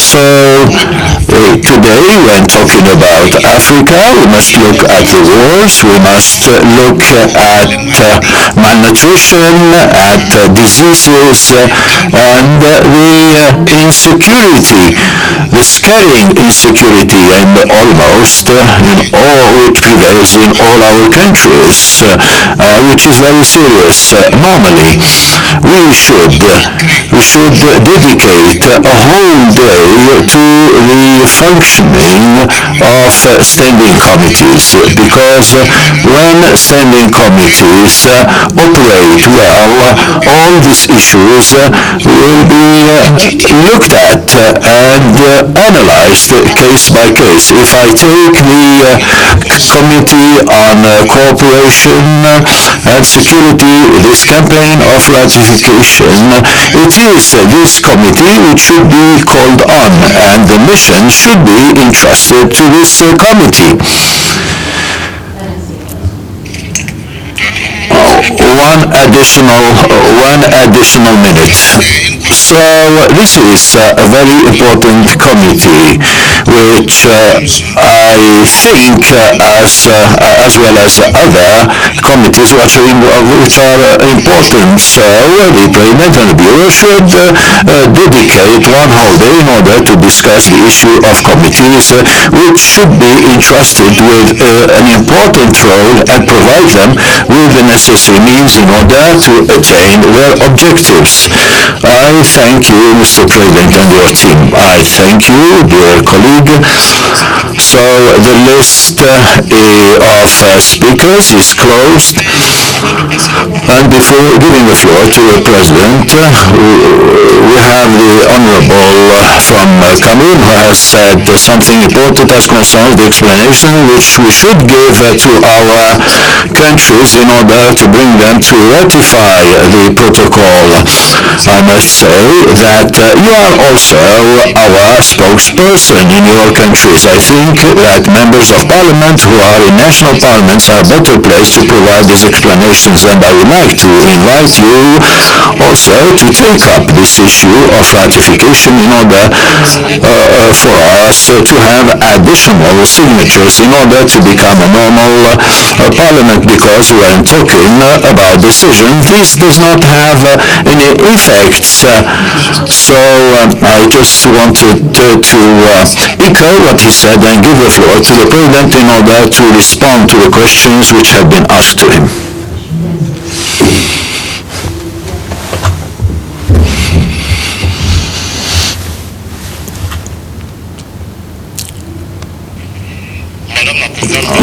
Madam President, thank you, and I thank the colleagues who have asked the questions.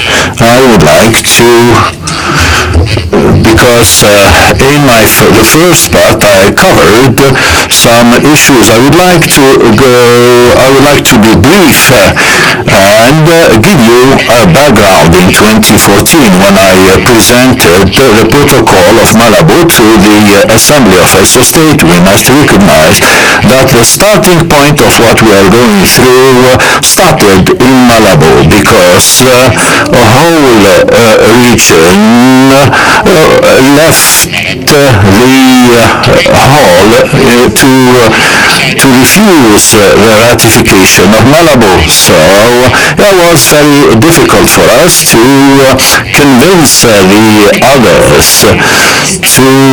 So there was a rejection from the starting point, and it is the legal counsel himself of the African Union who drafted this protocol, and I have well explained to the heads of state the difference in the exercise of functions between the national parliaments, because it was there that the concern lied.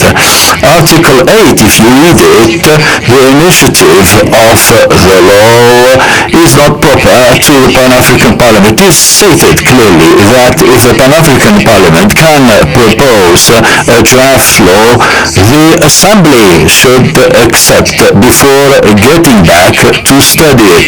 I said that a parliament which is overseen by heads of state cannot pass laws which are against one single country. But there is this fear, and my colleague has said that there is no much political will to ratify. So wherever I go, I explain. But it was said also that the decisions of the African Union are not dedicated only to the Pan-African Parliament. The situation, exceptional situation that we had is the free continental trade area. But if you look at the decisions that have been taken since the OAU to date, only 11 went into force, entered into force. States did not ratify. So this problem of ratification is a prerequisite and does not concern only the Bureau or the committees. As for the parliamentary diplomacy, we are all diplomats representing our parliament. It should not be proper to one individual or group of individuals. We must say good things about our parliament rather than give a somber picture of it, because because when people keep criticizing the president, then there's a problem there.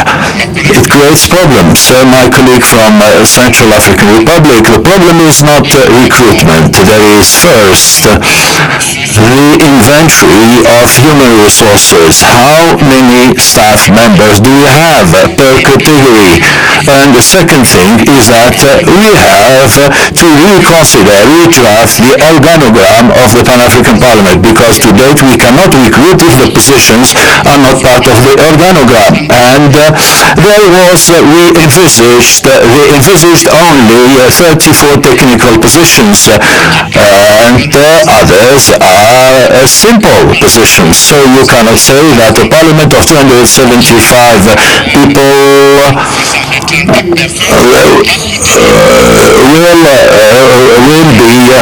will be managed by 34 people.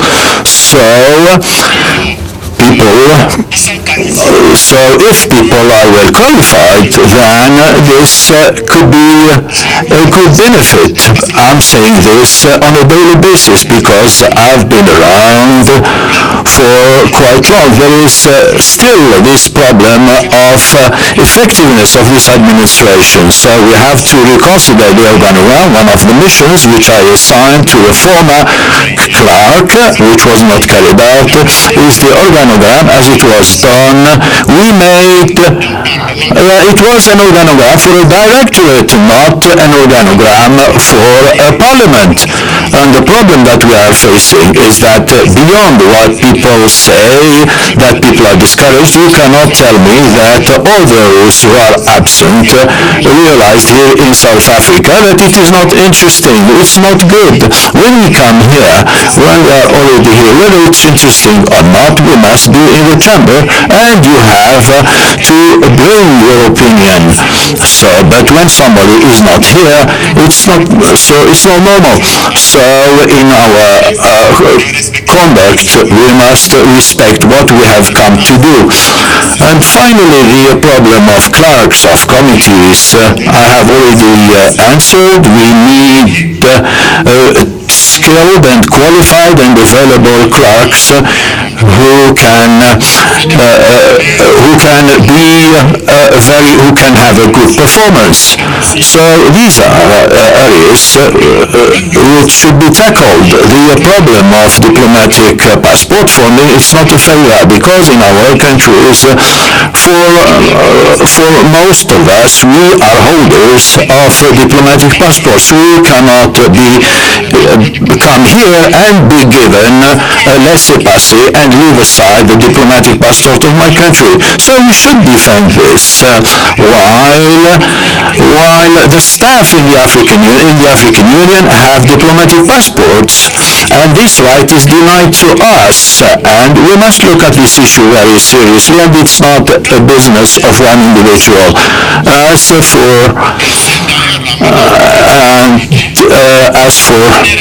We remained in a situation where whenever there is a situation, we try to politicize it, and we don't go up to the end of it. And it's auditors who come here, or external auditors.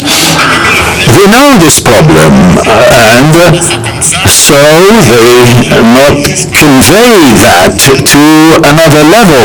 We're trying to make an effort in order to see whether the allegations contained in some reports, because we have not only external auditors, but we have also internal auditors.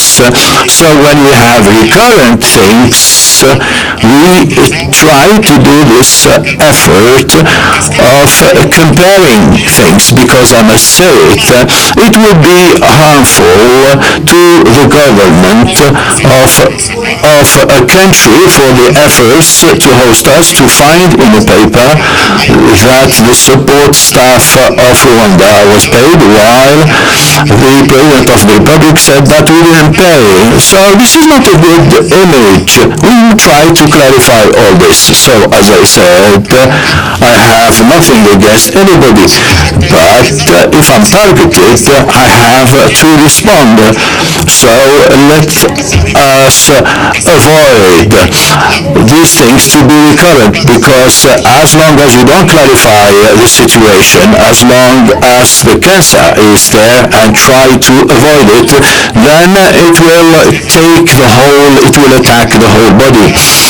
Madame Honorable Amandi, she left the chamber. It's a pity, because when you ask a question, you should wait for the answer, for the response. The work that we are doing, since I'm here for the climate change, I think is a viable one. I remember in Bonn, the president of Guinea and the president Sassou, when they were asked by the press, they said, ask the question to the representatives of the people, referring to me. We have made a press conference where we asked where polluting countries should pay. And this effort to continue pushing in order to be able to implement the Paris Accord. And this is why we kept on attending these conferences, because we must push polluting countries to pay. Desert encroachment has become a reality in our countries. Climate change has become a reality. Poverty is developing, is spreading. So we must be able to get something, and this is through parliamentarians. The heads of state define the general policy, but it is for us to express the real needs of our peoples in order to support the efforts of their state. We will continue. There were reference to funds. I will not be blamed, because I'm saying that the management does not depend on me directly. As for Honorable Eliassen, also she raised a problem. We have asked that a motion be placed in order to commend Uganda for its management of the migrants, and this motion was deposited. If she were here, I would have what we have concluded. As for Venetian, we said that activities should be related to the theme of the year and draft a report on what was done and what was not done.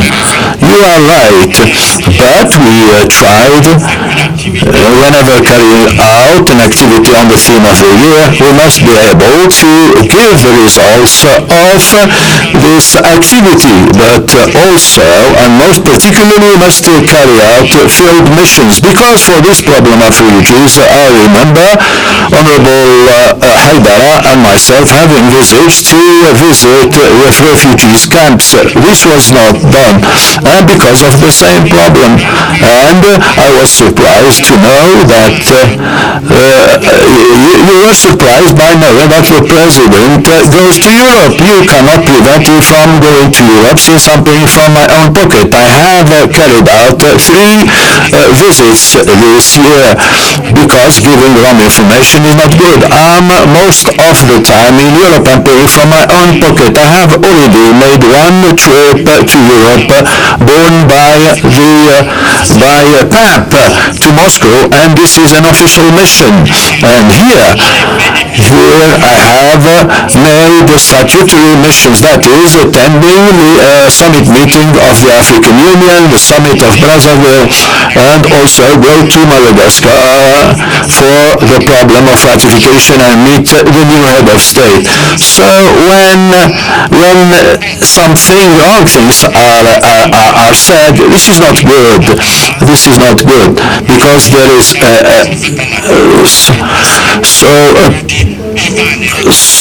why are they saying he goes in Europe? If I'm compelled to go to Europe on my own expenses, So, the problem of budget, we have talked about that at length, and every 6 months somebody referred to that. We must do an assessment, that is the execution rate of our budget, that is the lines which have not been used generally, because something else that we could have told you, the changing of lines is sometimes interpreted as an embezzlement in order to change a budget line, because there are budget which remained with money. In order to change a budget line, you have to ask the authorization from Addis Ababa. This is what, I do not know whether this is what blocks the execution of the budget. I do not know. So we must either quarterly, on a semester, or on a 6-month basis see which lines are available and whether we can assign them to other activities for the money to be used. Our colleague from Morocco, yes, politicizing is not good, but development politics is good. We can, but since we have the same or a common interest, we must look at the same direction, or instead of trying to focus on things that of no interest. We must agree on the most important issues.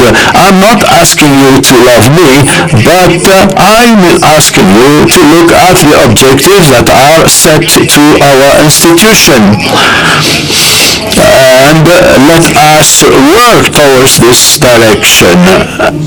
As for the rest, we must leave it aside. The advisory role of PAP. This is also a very important area. The laissez-passer which they want to give us, they say that we are not part of the elected, we are not occupying elected positions of the African Union.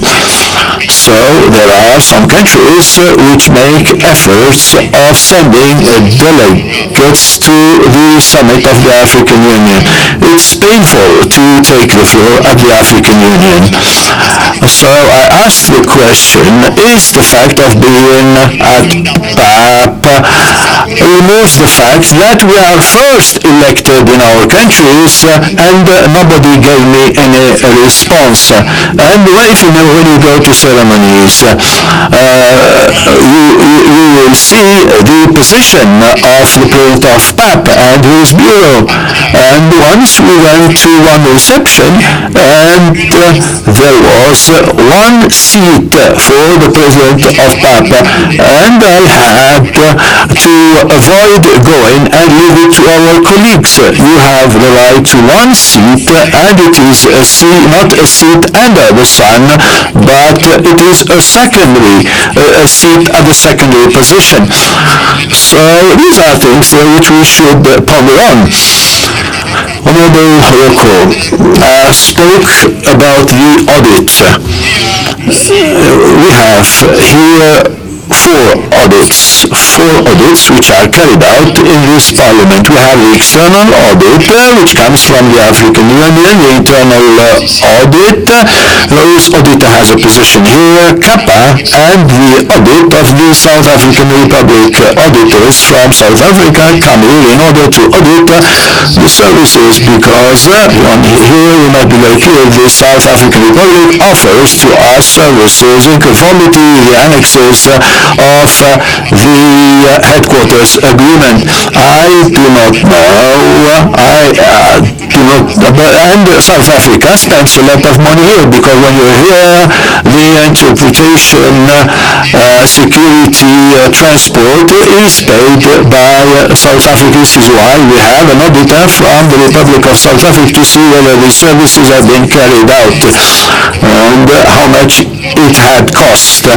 So in all, submit their reports, and they submit a lot of things are recurrent in these reports.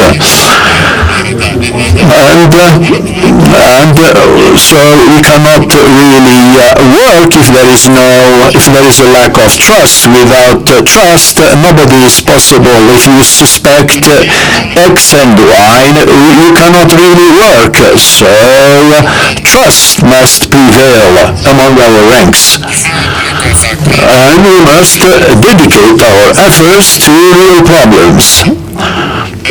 Our colleague from the DRC, which is valid also for our colleague from Benin, who came on Monday, and this is why we didn't get the reports on time. And normally the reports are circulated 72 hours before they are looked at, sent by mail.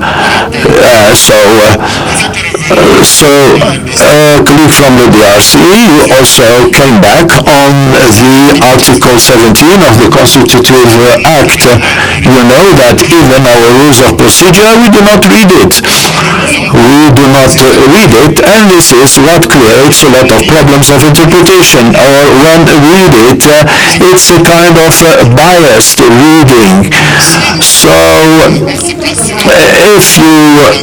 if you think that a law is dynamic, then you can move forward. But whenever there are personal wrong interpretations, you cannot make a deal. This is why when you read Article 18, the problem of ratification should be an element which should be added to what we are doing, because we have not revised the whole protocol, we have not revised the whole rules of procedure. We must focus on what is granted to Parliament and work on it. Our position, our legal position is that we are the third. Our position is that we are the third organ of the African Union. We are a remote arm of the African Union. We must defend this position by virtue of the Constitutive Act and the Rules of Procedure. Now, but you know, when you read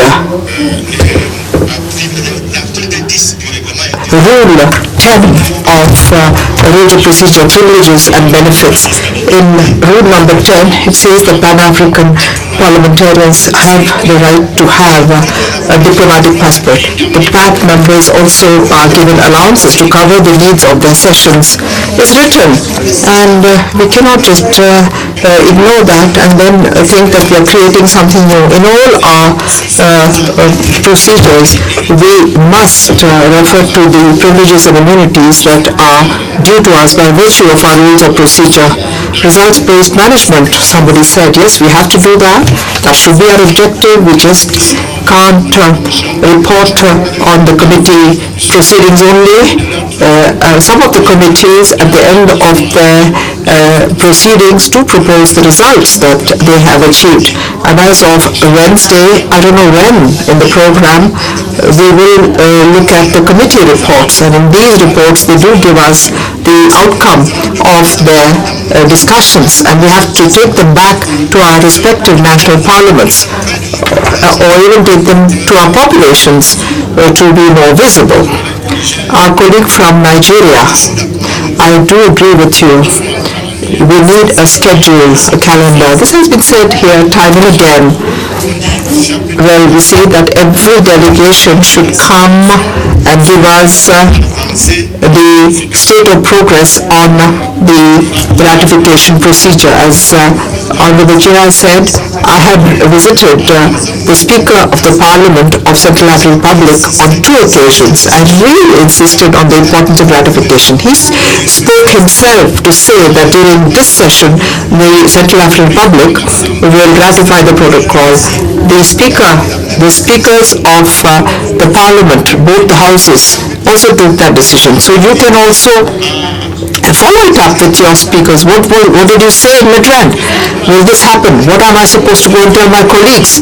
Because the direct relationship that we have, contrary to what we heard, the direct relationship that we have is with the speakers of our parliaments. Each one of us can meet with our speakers and ask him. It's more difficult to meet with the heads of state. So let us work with those who are accessible or closer to us. So this is a good option, dear brother. At the beginning of each session, we should ask each head of delegation to tell us what the situation is. Even if it takes a full day, the office of the clerk should put it on the agenda. We should take a day to report on the enforcement of our decisions or on the follow-up given to country reports as well as the implementation of our resolutions. I think our colleague from Nigeria came back to it. And this will allow us to be more efficient. We must know what's happening in our countries or in the regions. Somebody from West Africa should come here and present the situation in the Sahel and what could be the level of involvement of the Pan-African Parliament in the Lake Chad Basin area in Central Africa. Somebody should come and tell us about the situation of Boko Haram. Where do we stand?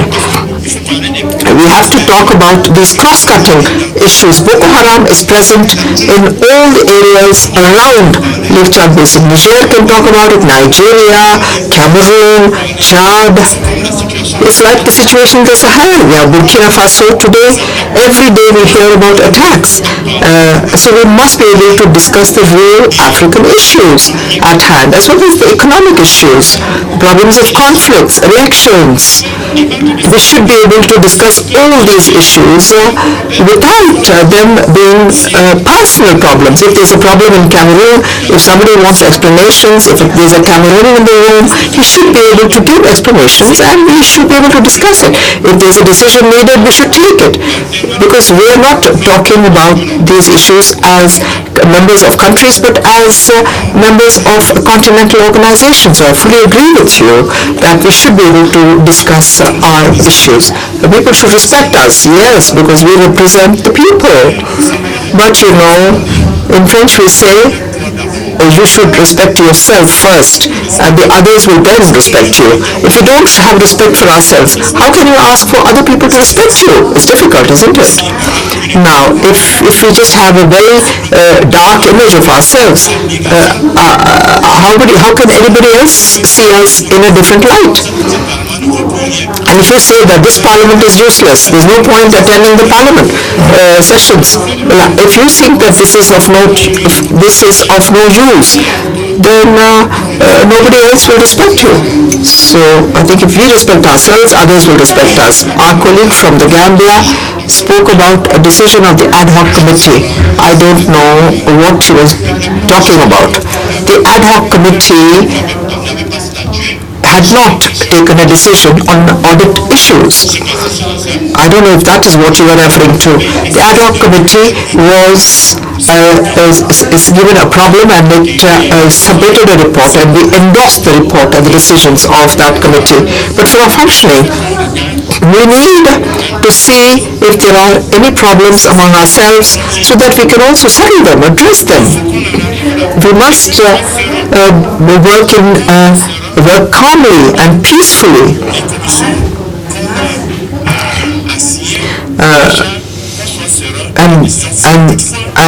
Without, of course, without preempting the conclusions, because otherwise you're putting the cart before the horse. So the committees should work and submit the results. And finally, our colleague from Benin, henceforth, you will receive your report in time. Please give us your email address and you will be sent the report. And as you yourself have said, we need to address the serious issues being faced by our continent. This morning I forgot something, that is to tell Honorable Janet Kabila that in my opening statement yesterday, I had said that we should observe a minute of silence in the memory of the former President of Tunisia and Comrade Robert Mugabe. I did say it. Maybe you were not in the chamber. I mean, we couldn't have forgotten him.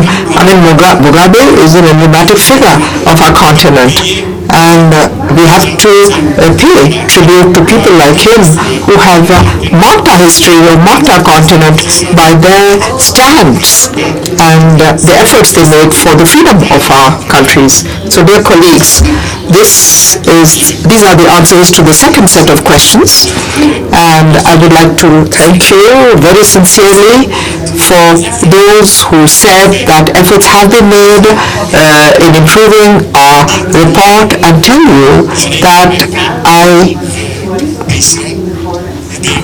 I have never considered your questions or comments negatively, because all this contributes to improving the work that we're expected to do. But in return, I'm requesting you to focus very special attention on issues of common interest to our continent. We have to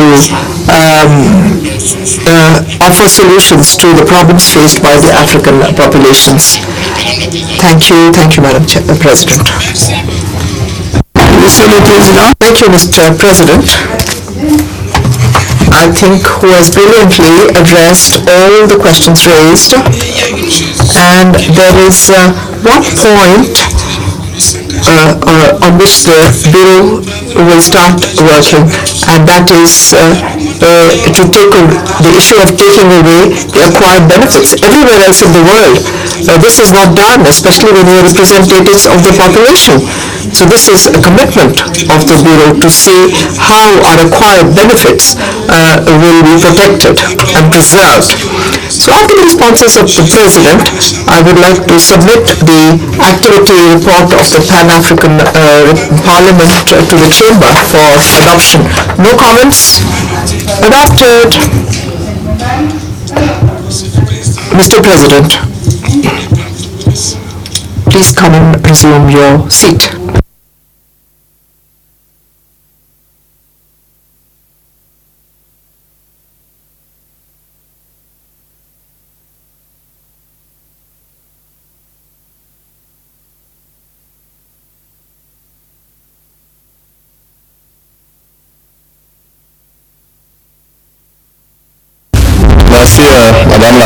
Thank you, Madam Vice President, dear colleagues. I'd like to thank you all for your inputs.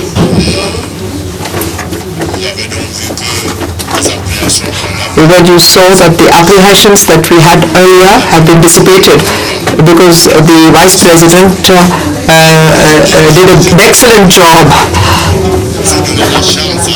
So we have to give an opportunity to everybody to express their views here. So I'd like to thank you for this.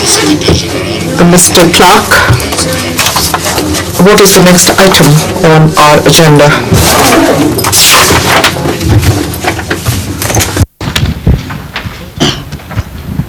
Merci, Monsieur le Président. Thank you, Mr. President. The agenda for this meeting has been covered. I'd like to ask you permission to make announcements. Please go ahead.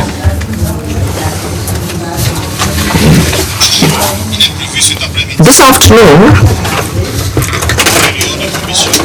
permanent committee meetings will be held. First of all, we have a joint meeting of the Committee on Gender, Families, Youth and People with Disabilities with the Committee on Health, Labour and Social Affairs in Committee Room number 1. The Committee for Financial and Monetary Affairs will hold its meeting in room number 2. The Committee on Rural Economy, Agriculture, Natural Resources and Environment shall meet in room number 3. The Committee on Trade, Customs and Immigration shall hold its meeting in room number 4, and the Committee on Audit and Public Accounts shall hold its meeting in committee room number 8. The meetings will start at 2:30 up to 6 p.m. 2:30 to 6 p.m. Thank you, Mr. President. Thank you, Mr. Clerk.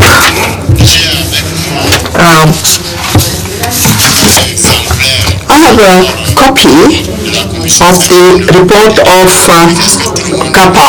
Have you all received a copy of the Permanent Committee on Audit and Public Accounts? Have you all received copies of this report? This will be discussed tomorrow. So please try and go through it so that tomorrow you can ask all the required questions. Dear colleagues,